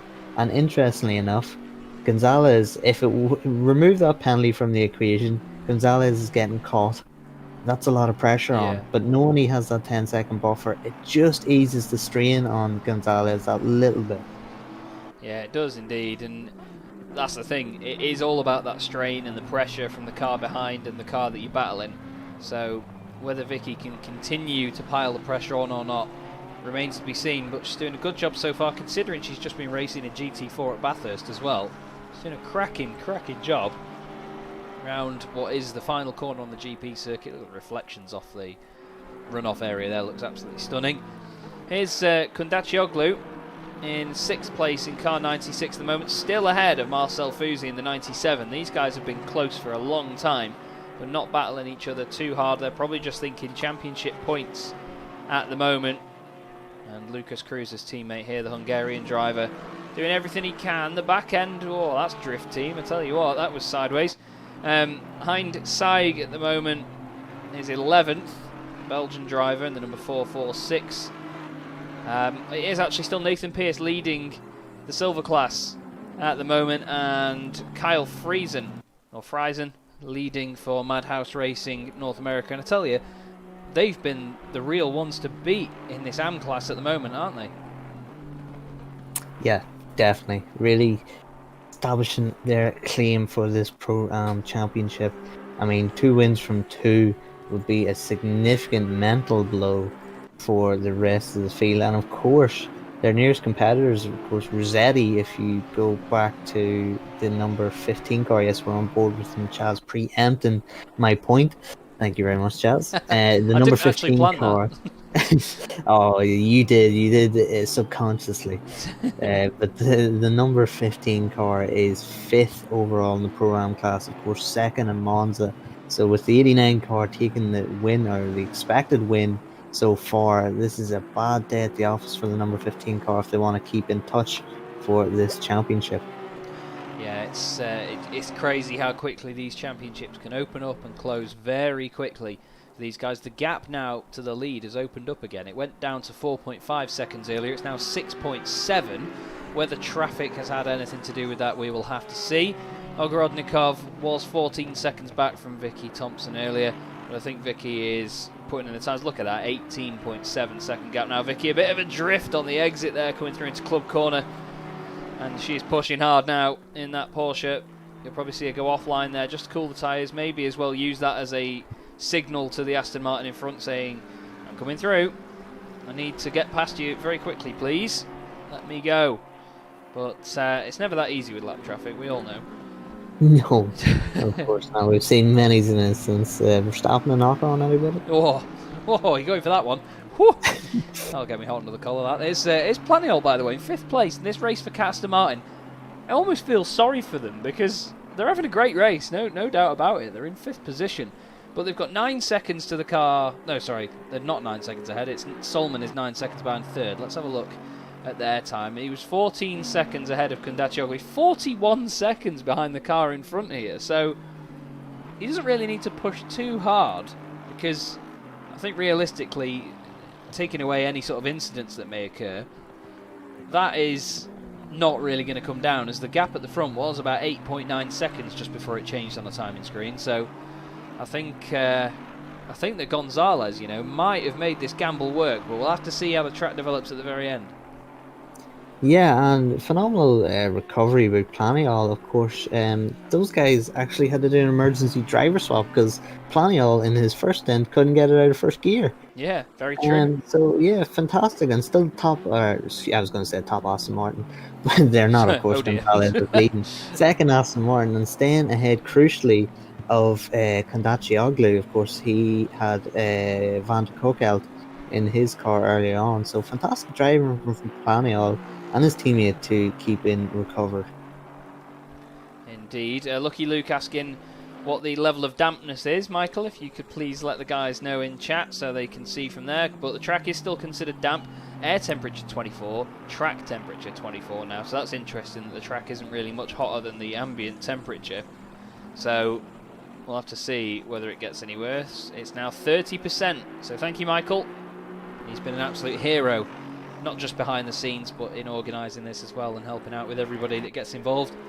Here's a bit of side-by-side action here between Heinz Seig and Juraj Vencek, the 446 and 207, and that is the Bentley being overtaken by the Aston Martin. So Hind is flying at the moment. If anyone gets the reference, then I'm proud of you. I'll spill the beans. A Hind is a Russian helicopter. And he is flying, literally. Is Nikita Bogoroditsky, and Nikita was fantastic to watch earlier. Drift team living up to their name. That car was all over the shop, on the grass and on the curbs and everywhere. But at the moment, sitting in 12th place, 4.8 seconds off the cars in front. And not too much threat to them as it stands, but still good points on the way for them. Juraj Vencek is not looking the most confident through that section there in this Bentley, but we know that car can become quite a handful over the course of a run, can't it, Connall? Yeah, we've seen Urena a couple of times getting a little out of shape. We've got that 15-second penalty, and we just seen the gap there. We'll double check when we get across to the next bit. 4.7 behind is Bogoroditsky, and Nord is a further, when we get the time, another 8 seconds off. So very close, and you could find that Ure might actually lose 2 positions here as we get to the end of the race. And even then saying, Parker, 1.2 off, and we know he is absolutely flying. So Uri could be in for a nasty surprise here. He could indeed. And it's great how all the drivers, like I said at the start of the broadcast, even in the qualifying stream as well, it's interesting to see how all of these different drivers react to the wet conditions. Once you have sort of like a list of form and you know who is going to be quick in the dry, all you've got to do is just start rolling some dice and throw all the results up in the air to know who's fast in the wet. We have been told that James Parker is rapid in the wet though, and he's certainly showing us that at the moment. Guys in chat thinking Victoria Thompson at the moment is just thinking about the championship, and to be honest, it's the best thing for her at this point. She doesn't want to push the car too hard. She just needs to think about this in the long run, because while you could look at it as, oh, it'd be nice to win the 3 hours of Silverstone, if you just win this race or risk that, it's not winning the championship, is it? That's the thing they're all here for. Yeah, absolutely. I mean, 2:15 was the last lap around, so you can just tell as we get a little sideways. That was close. Still, you'd swear that Victoria Thompson was driving for Drift Team there. Yeah. That was phenomenal. But yeah, not phenomenal in the car, I bet. 2:15 the last lap around, but again, Ogorodnikov is a long way back. So Victoria Thompson, she is essentially 23 seconds off with the time penalty off the leader Gonzalez. So you're not going to get that back. Oh, there you go. Oh, she's hit the curb and she's around. Disaster. This could be a big championship implication here if Ogorodnikov can get.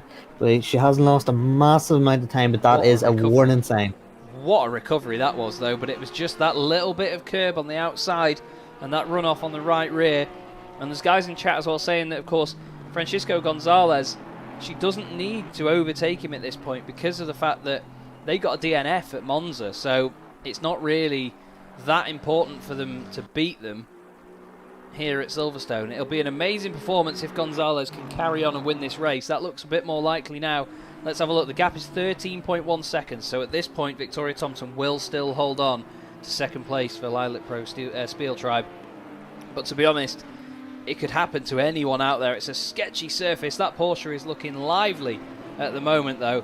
And I think we've seen a lot of these guys, though, really starting to struggle with it. Speaking of struggling, we'll have a look back at the number 2 Lexus who was having issues earlier. This is Lucas Sprisanski. And that car looking a bit more planted now. Apparently it's very good in the rain, so maybe it was just the tyres earlier that were absolutely killing it. Yeah, and he's doing a 2:11 now, so he is on the pace in that Lexus. Lexus, what a beautiful car, if I say so myself. Of course, that's my car of choice in SEC, and I have felt it in the wet. It is a brilliant car to drive in the wet. But yeah, Victoria Thompson there, that will be a warning sign. Of course, she knows she has to keep it above 10 seconds to Ogorodnikov to stand, to keep that second position. She's on the green. You do not want to be on that AstroTurf. That is like sheet ice there, but 14 seconds. Vicky Thompson is really pushing this Porsche there.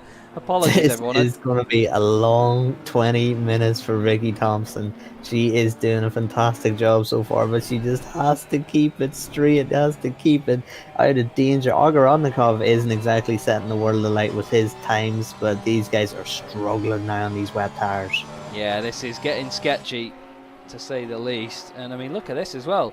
The Audi there, Jerry Tyson's is flying up behind there.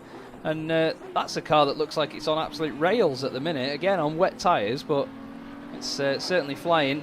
And the guys are saying, yeah, that's definitely worn out tyres there because of the...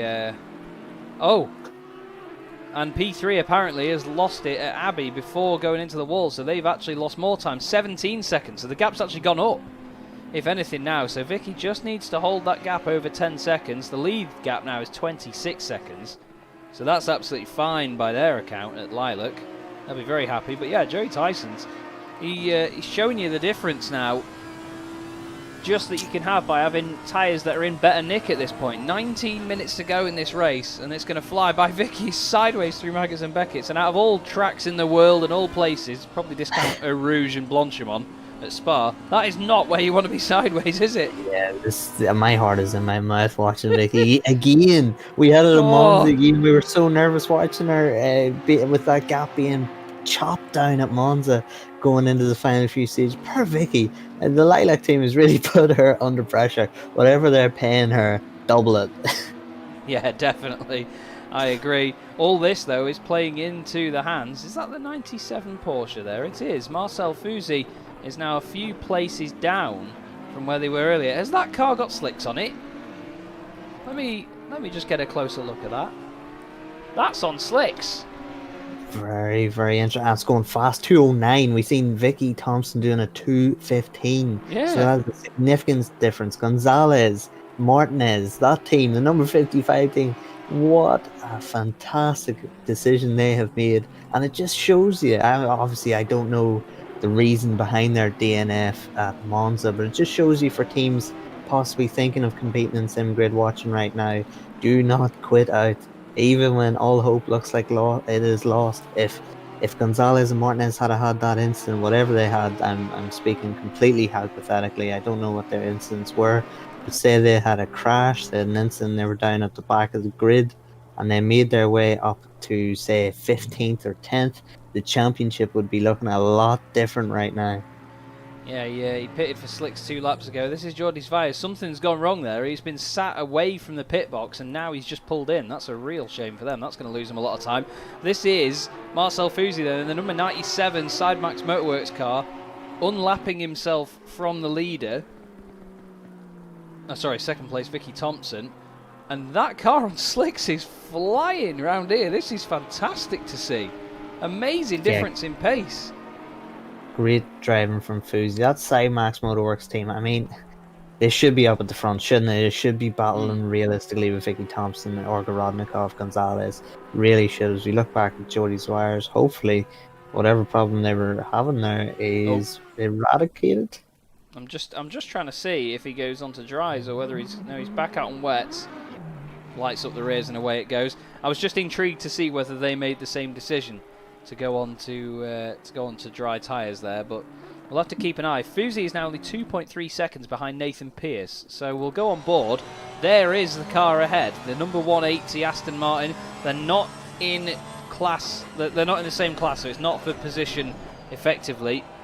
So they've just got to play this safe really and not get too involved. But this is a car that is really flying at the moment, the number 97 Porsche, and this of course means that the race leader at this point will also have some unlocked pace if they don't have completely shattered tyres.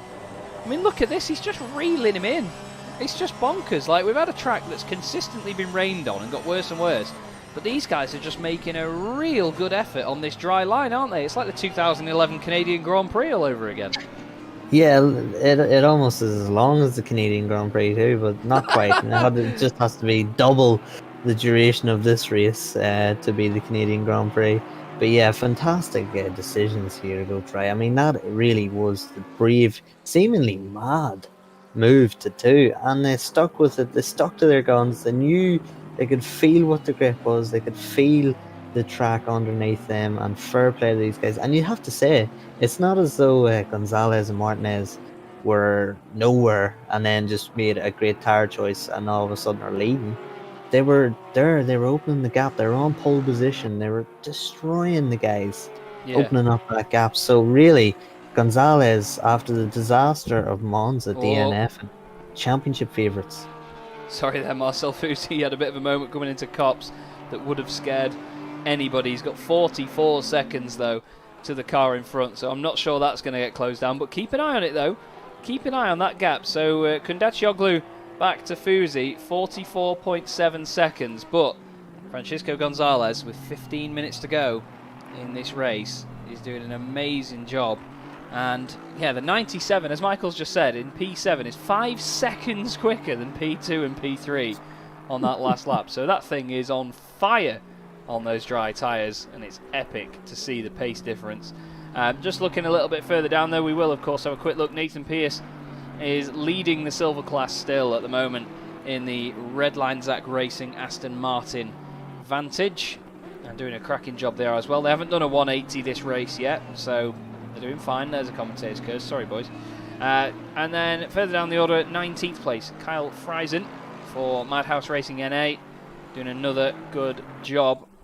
And the number 96, Kundacioglu, has pitted, so he's just been in the pits, so that means Fusi now up to 6th. So literally, as I mentioned them and say we're going to keep an eye on the gap, Fuzi has gone up another position here. But interestingly, though, just coming back to Kondadjioglu, he's on wets. Yeah, no, very interesting. It's hard to keep a track of who's on what tire. This is phenomenal. This is what you want to see in an endurance race. Yeah. This mixed bag and the differences of pace and races being turned on a dime. Fantastic racing here. One of the biggest changes in terms of championship position we've seen.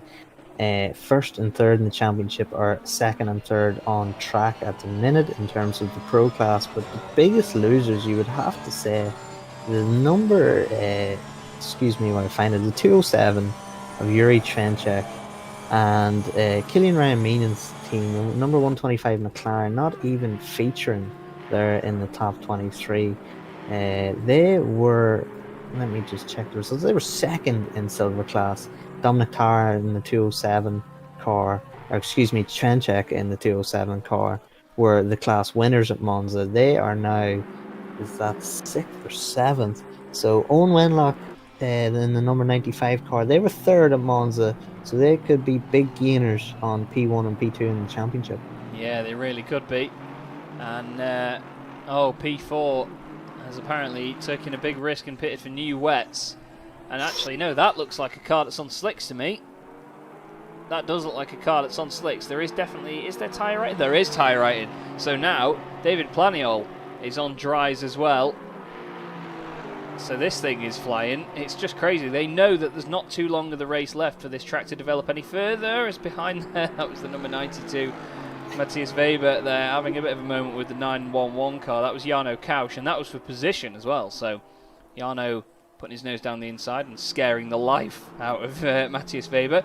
But yeah, looking back at Marcel Fuzi, he's got Solman not too far ahead, to be honest with you. Solman last time was, I believe, 4 seconds ahead last time they hit a sector.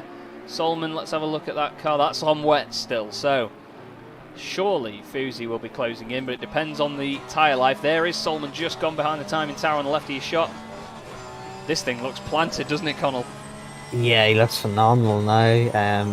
Just monitoring that gap. P2, P3 down to 13.994 seconds. Essentially, it is 3.9 seconds. Moment there. Sorry. Oh, there's one of the Audis off on the left. Marcel Fuzi had a bit of a moment there coming into the final section. And apparently Igor Ogorodnikov's tyres are absolutely dead, so he will not be pushing hard to catch Vicky Thompson. So it's looking like that second and first place for those two will be safe at the moment, but this is a bit of a different one here though. It's a completely different story for Fuzi and Solman. Fuzi is pushing.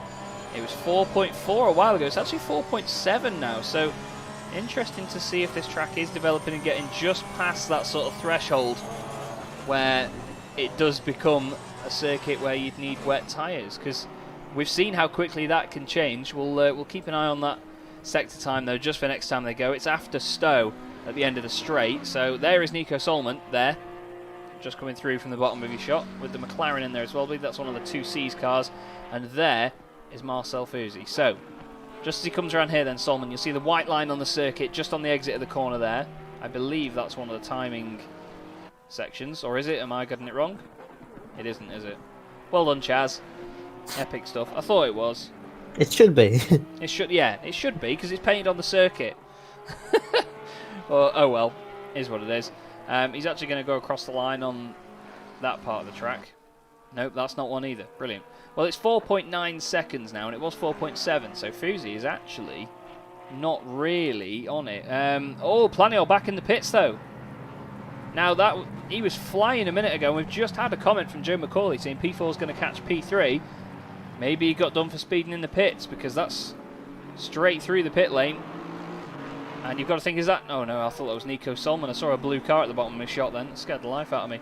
But, that's put pay to that chase, hasn't it? Yeah, what a disaster. It looked like actually he had a drive-through. I didn't see anything on the timing screens indicating that he had a drive-through. And certainly I haven't seen anything coming from race direction. So very, very interesting to see what happened. I hope he didn't have any issues with his wheel again. Yeah. But as we said, Planiol, he is still in P4. But that was going to be an interesting battle for the podium. He's now 37 seconds off, 8 minutes to go. You're not catching that unless Ogorodnikov, with his destroyed tires, or dead tires, if we've been told, makes a mistake. Well, we'll have to keep an eye on him. We'll watch him for a little bit and just see what happens in the world of Igor Ogorodnikov and the like and subscribe team. Doing everything in their power at the moment to get this car across the line for another podium in the championship. And Aqualex saying that looked pretty slow there. Yeah, you're not wrong, mate. You are not wrong. It didn't look like the most rapid of sections of the circuit there, did it? So we'll keep an eye out, see what you can do. Oh, apparently just a tyre change. Apparently for Planiol, but he was already back onto the dry tyres, and then is he taking another set? Strange. But well, Francisco Gonzalez will be very happy with this at the moment, mate, because the gamble's paid off by the look of it, and this Aston has had great pace all race long. Yeah, stellar effort, and apart from, as he get a little nervous as he goes around the outside of another back marker, apart from that incident with another back marker, which to be honest didn't really lose him that much time, these two guys have looked absolutely faultless so far. Pole position out of nowhere. I mean, again, as we were talking about in qualifying in Monza, not even inside the top 20. Interesting. Not really seen going into this race as anything of a threat as such to the front guys, because not in the top 20 in qualifying, and a DNF in the race doesn't exactly scream like winners of round 2. But they have turned this around and have just had a phenomenal effort today. They have indeed, and we've had information that it was actually a voluntary drive-through penalty from David Planiol, because he was going to exceed his stint timer, unfortunately. So he's had to do it, and fair play to him for realising that and doing it so soon. It's just a shame that we didn't get to see him carry out his full pace all the way through this stint, isn't it, really? Because that could have been a very exciting chase. One exciting chase, though, that is still cracking on, though. It is actually still 9.1 seconds. That's all the difference was last time after Ogorodnikov triggered the sector beam. He had a mistake because it was much larger there. It was, yeah. It was a lot bigger than that. Ogorodnikov's tyres last time at 220. So that is a good 5-6 seconds slow. That is a car that is not behaving itself. He's really going to hang on for dear life now in these last 6 minutes. Planiol's going to have him. Yeah, he is, definitely, because Planiol's there. That's not 9 seconds to me. Surely that's about 8.5. But at the moment, though, as well, I was going to say a little bit further back, Fuzi is also closing on Solman a little bit here as well. Careful on that AstroTurf, David. Wow. Apparently he's had a massive moment. Here's Ogorodnikov. So this is, again, in the sim grid, 5 minutes to go in a race, 3 hours long, and it's been thrown right up in the air again for us, Connall. This is epic stuff. Hey, Chaz, you were talking about 24 hours of Spa. I think he'll pass out from exhaustion before then. With the 3-hour races we have had, this has been absolutely phenomenal. The gap is 6 seconds already, not even through a full lap. Planiol is going to get third. Barring any mistakes, he has the podium sorted, and he will make it 2 Aston Martins on the podium and 1 Porsche as opposed to the other way around. So a big effort from Aston Martin here at Silverstone. Indeed. Well, we saw in the Formula 1 last weekend that there was an issue with tyres. 2 minutes 38 the last lap from Igor Ogorodnikov. So yeah, that's a humongous difference. Planiol did a 2 minutes 12. So to catch 26 seconds in a lap is good going. If only Max Verstappen could have done that on the final lap of the British Grand Prix last weekend. And I must say as well, just quickly on that subject, that his race engineer, one of the greatest messages I think I've ever heard over the radio, when Max says, can we win this? And he just replies, well, if you get on with it.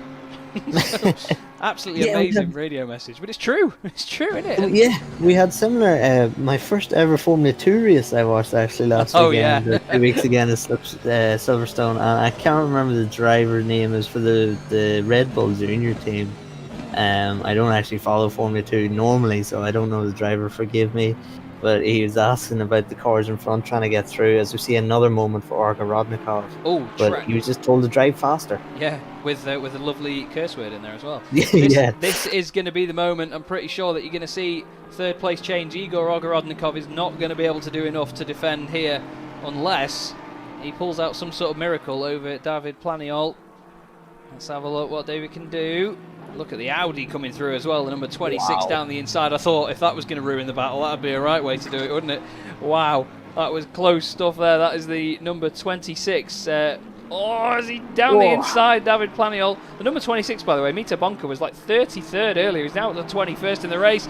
Off onto the grass goes Igor Ogorodnikov. He just cannot hold on. And against David Planiol, he's not got it. But the 26 Audi flying at the moment. It's like they were at the end of Monza. Just such a quick car. And down the inside, the 253 Lexus as well. Paul Diedrich, he opens up this door again for Igor Ogorodnikov. Wow, this is crazy stuff. And Francisco Gonzalez is still on dry tyres. The track is now considered wet, though, Connall. Yeah, very, very interesting for these last few minutes. But Ogorodnikov has absolutely nothing to capitalise on the track being wet. Planiol will see these two, the Lexus and the Audi going past. He will not care at all. No. He is seen basically P3, well, not gifted. He's had to work very, very hard for it, but it's unexpected, you would have to say, with only a half hour to go. It didn't even look likely. And now Ogorodnikov has melted his tires. And we've seen Ogorodnikov at the very start of his stint straight on to off the racing line and straight onto the wet patches, trying to keep those tires cool. And it's so unfortunate for him that he was not able to do so, but just pitted for wets too early. But we thought it was the right decision at the time. Yeah, indeed. Well, there's been a change in the class lead in silver, by the way. There it is. Bogroditsky in Team Drift has taken the silver class lead away from Nathan Pearce on the road in the last lap or so. We have to look at Marcel Fusi because he is really closing on Kuntacioglu. Just ahead of him, there he is in the 96, and there is the Porsche of the 97. They may be from the same Side Max stable, but he probably won't care. He's thinking, right, championship points, give him. However, Gonzalez leading the race, Thompson second at the moment. Those two have been fantastic. I mean, all their team, of course, has been fantastic so far over the course of this race. But the battle in silver then is going to Nikita Bogroditsky at the moment. And the two Aston Martins really shown us that that is the car to have around here at the moment, because, well, it's been a great performance. We're 1 minute and 15 seconds left of this race then, Connall. Yeah, just look down at the left-hand side of your screen and see the sheer amount of Aston Martins that are there. Phenomenal effort in splitting those Porsches. Very crucially, of course, it was a Porsche 123 at Monza, followed by a Lamborghini and then an Audi. The top Aston Martin was down in 10th, so Aston Martin have really stepped up their game. Ogorodnikov, as we're seeing in chat, lost 14 seconds to P4 already. Unbelievable. And Michael's just informing us Gonzalez, the leader, with 40 seconds to go, is just like P5 Solomon, who is not a slow driver. None of these guys are slow drivers, which makes it even more impressive. Yeah, this Aston Martin has been doing an absolutely unbelievable job, and they took the risk and stayed on dry tyres, and it's paid off for them so far. And Lucky Luke is saying 10 more minutes of the race and things will change so much again. Indeed. Well, there goes the radio message then. The race leader is on to the final lap, and you've got to say though, I mean, well, we've said it pretty much all race long as well, to be honest, Connall, that we wouldn't have expected this at the beginning of the entire race weekend, that number 55 would be the car to beat out there. Nothing really stood out about their performance at Monza, no offence to the guys, but you know, they going into this based on previous performances, it wasn't the team you'd expect to perform just like this. Yeah, well, I mean, being realistic, that's how it was. We didn't see anything from these guys to indicate, you know, it's not like they had a fantastic qualifying and DNF'd in the race or vice versa. Yeah, no, very... Oh, Vicky Thompson sideways again. 37 seconds to the car behind. Just bring it home, Vicky. You've had a tough stint so far. You've had a hard drive. I see James Parker unlapping himself here. He has had a phenomenal effort. Big shout out to James Parker. 11th. That Ferrari is driving so well in the wet. Vicky, please don't go up the inside, please. Just hold it together. I'll save you the heart attack, mate, and I'll look away because here's our race leader, the number 55, Gonzalez. But there's been some incredible performances all the way up and down the order in this race, hasn't there? Yeah, absolutely. And the only person who has avoided, really, apart from that one incident, the only team that has avoided any battles as such as that number 55 car. Done a phenomenal effort there as he gets a kiss. a bit of contact there with Solomon. That's 5th place Solomon, and of course Solomon's trying to catch Ogorodnikov, so Solomon has to make his way through the leader there, and he's only 6 seconds back off Ogorodnikov.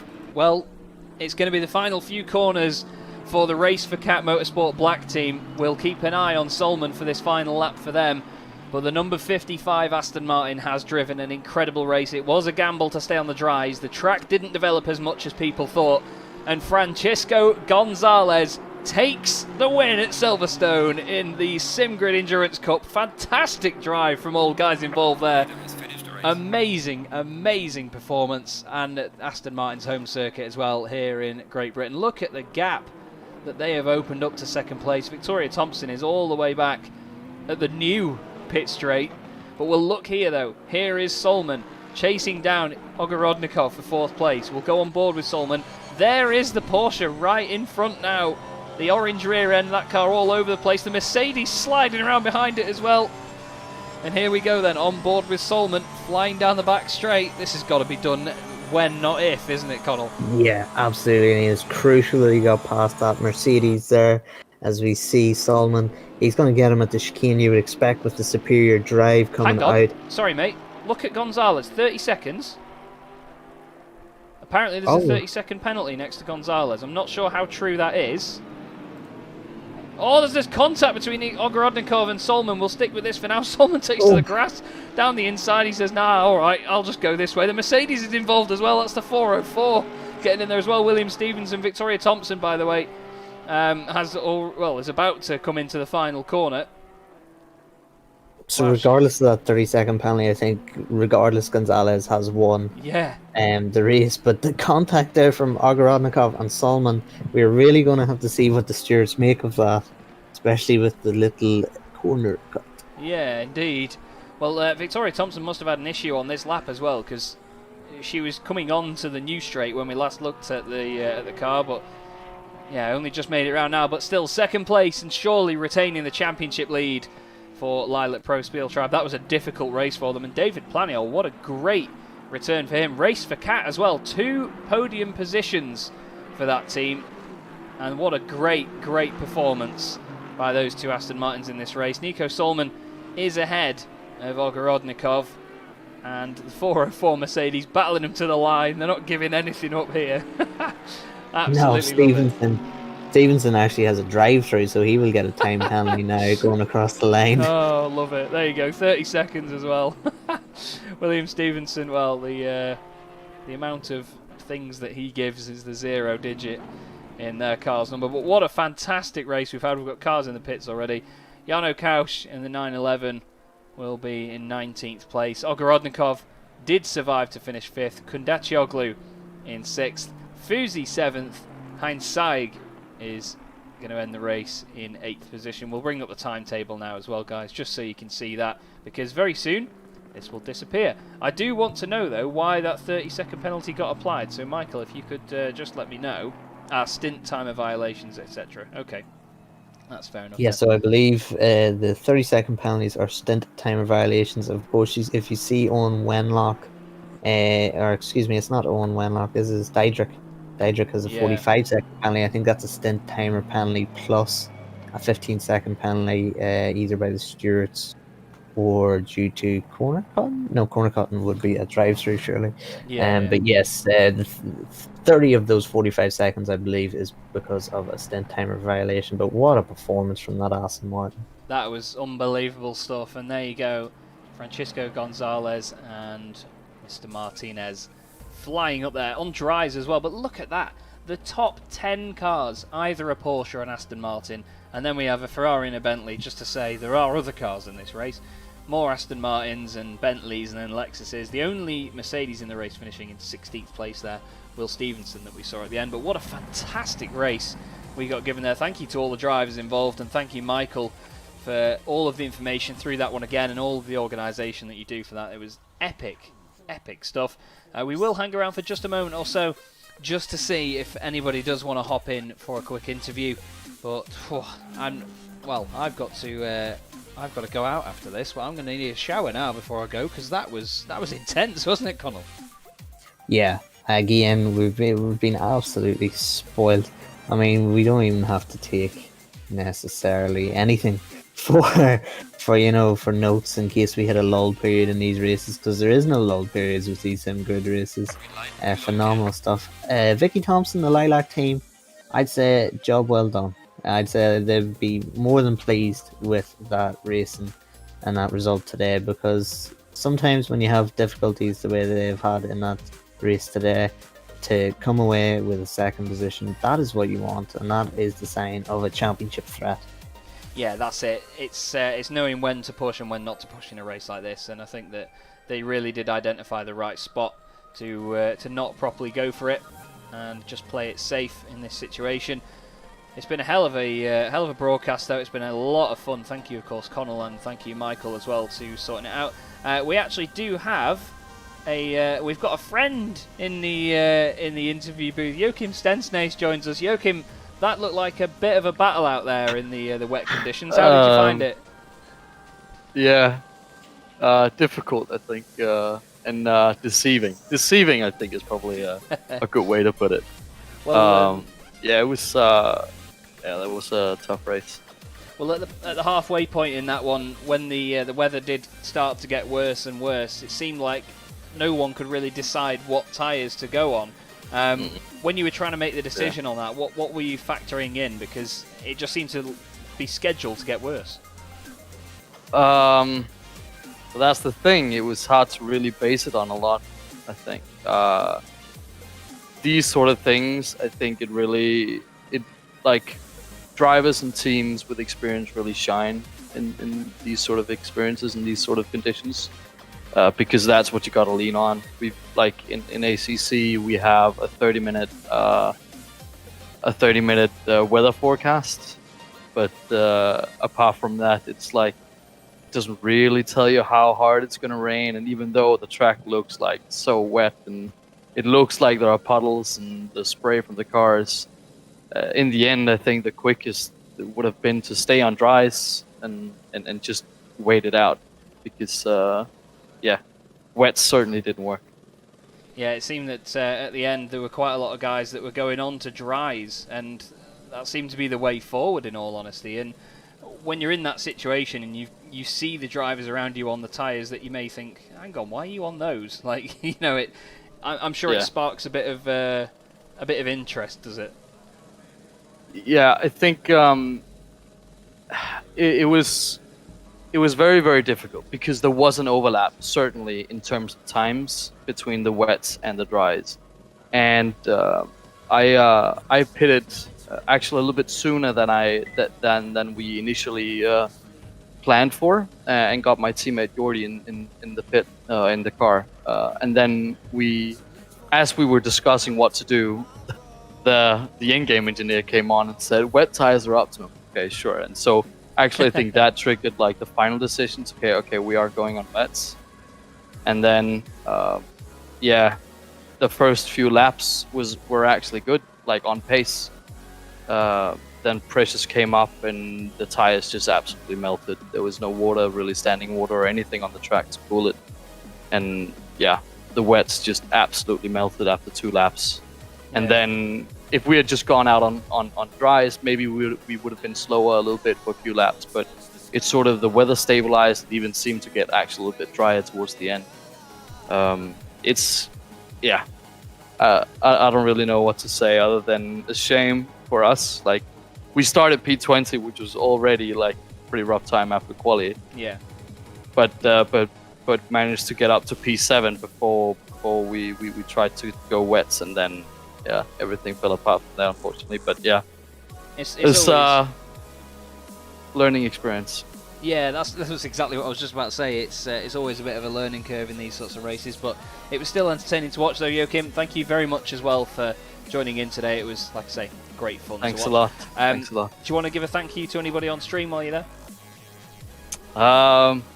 Again, I just gotta thank you to Jordy for trying to get that car around. I guess just a small shout out to, of course, our team, Hydra Racing, Hydra Esport, and for putting us on it. So yeah.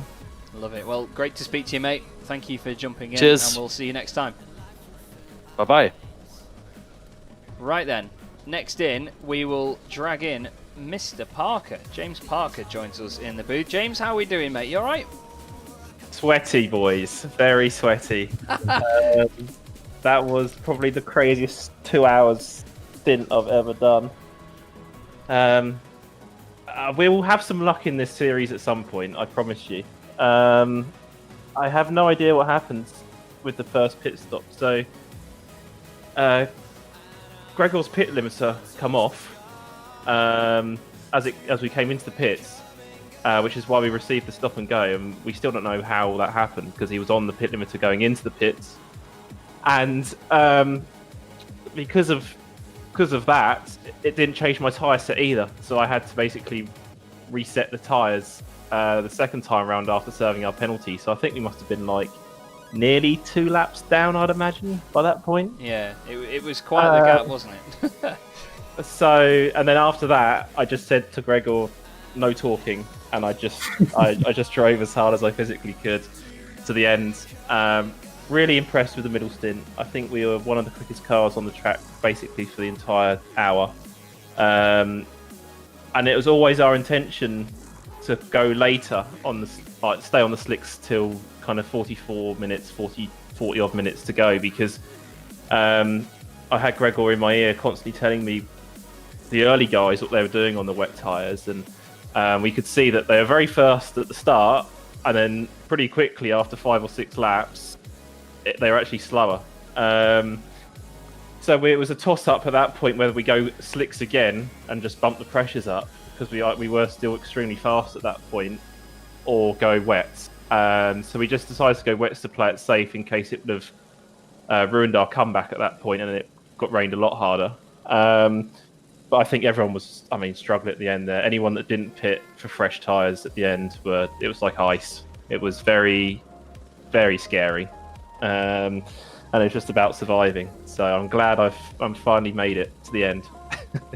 Yeah, it certainly did look like it just got sketchier and sketchier out there, to be honest, mate. But a lot of fun to watch, though. The changeable conditions made it all the more interesting for us here in the commentary box as well. Before we let you go, though, buddy, do you want to give a shout out to anybody? Yeah, probably. All of the Coach Day boys, Alti, Gregor, Nick, Will. They work with me every single day and put up with me, so they're definitely due a shout out. As well as my good mates Chris, Vicky, and Samir. I think they had achieved another podium today, which is fantastic for them. So yeah, congrats to them. And thanks for organising, guys. It was another fantastic race. Really enjoyed it. Thank you very much, James. Well, great to speak to you, mate, and we will see you next time round. No worries. Take care. Cheers. You too, mate. And one final interview then, just to round out the afternoon. Actually, tell you what, we'll bring 2 of them in here. We'll get in Nicholas Hillebrand and Tristan Bullwinkle. Guys, that was feisty. Tragic. Tragic's the word we're going for, is it? Well, talk me through it. When the conditions were changing, what was going through your head?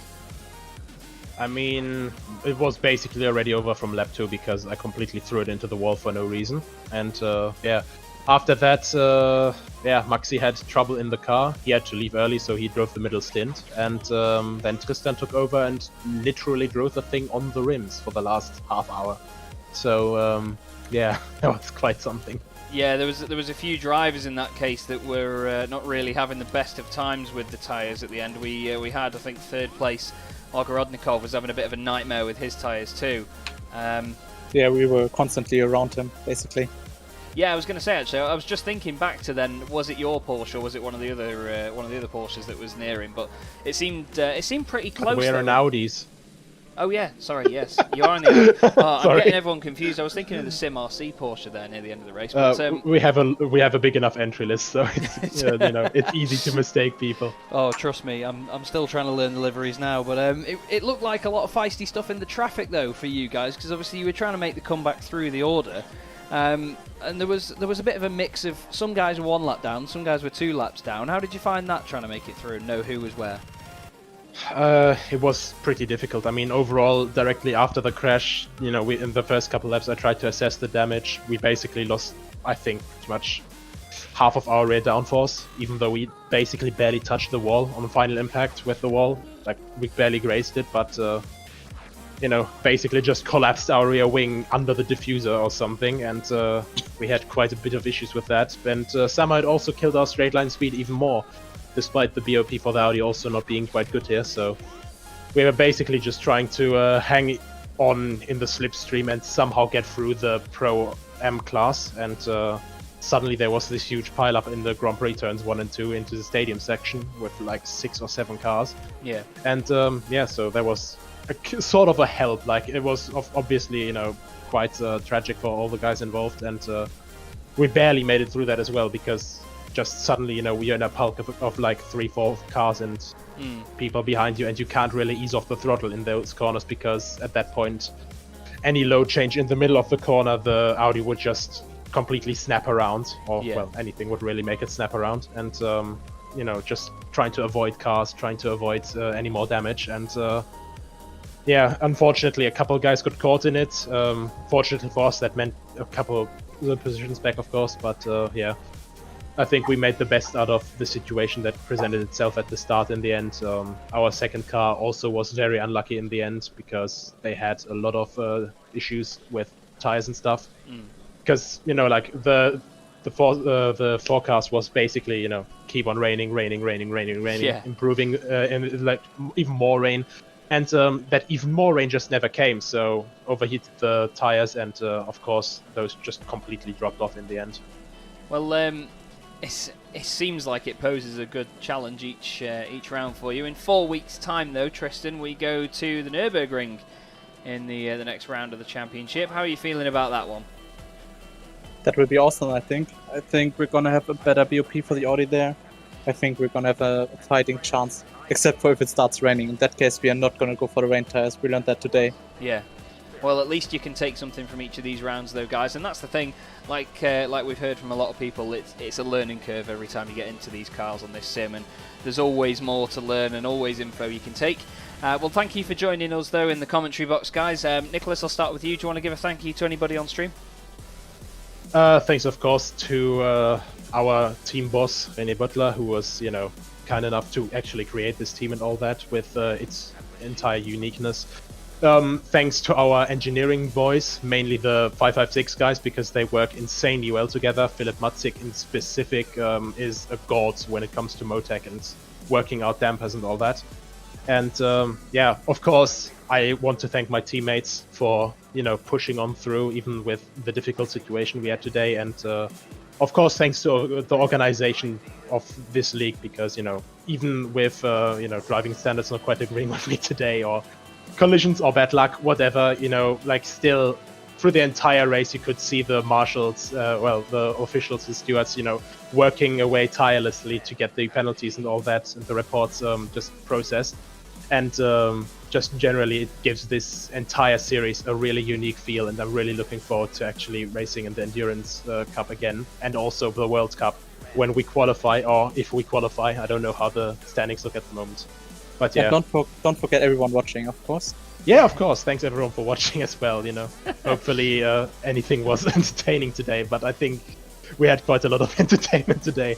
Oh, definitely. We certainly did, guys. And, well, Tristan, now that it's Monday, now Nicholas has stopped, do you want to give a thank you to anyone?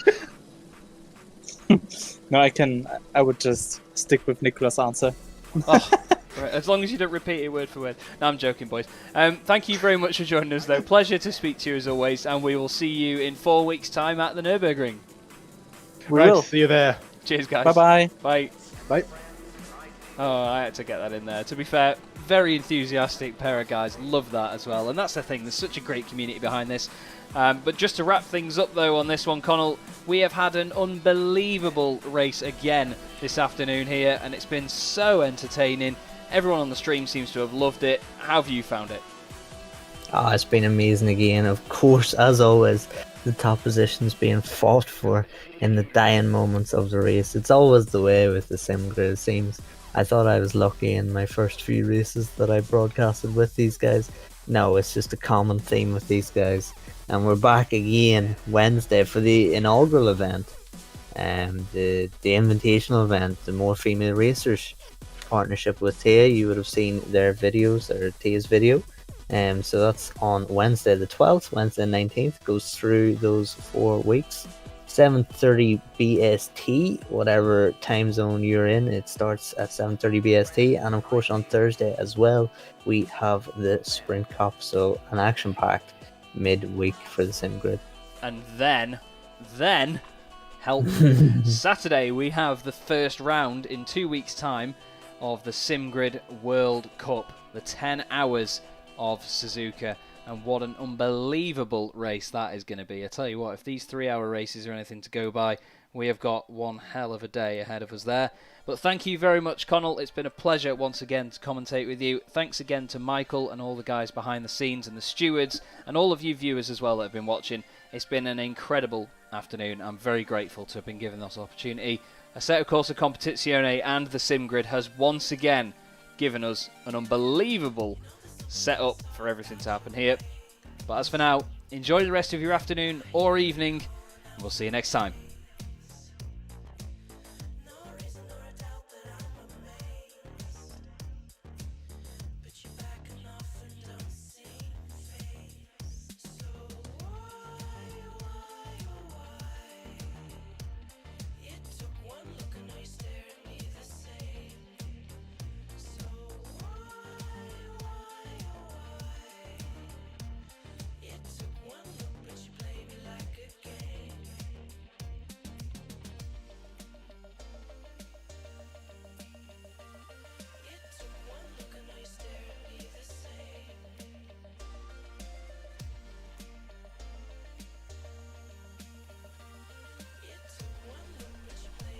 This song's got a dead good drop, actually. Listen to this.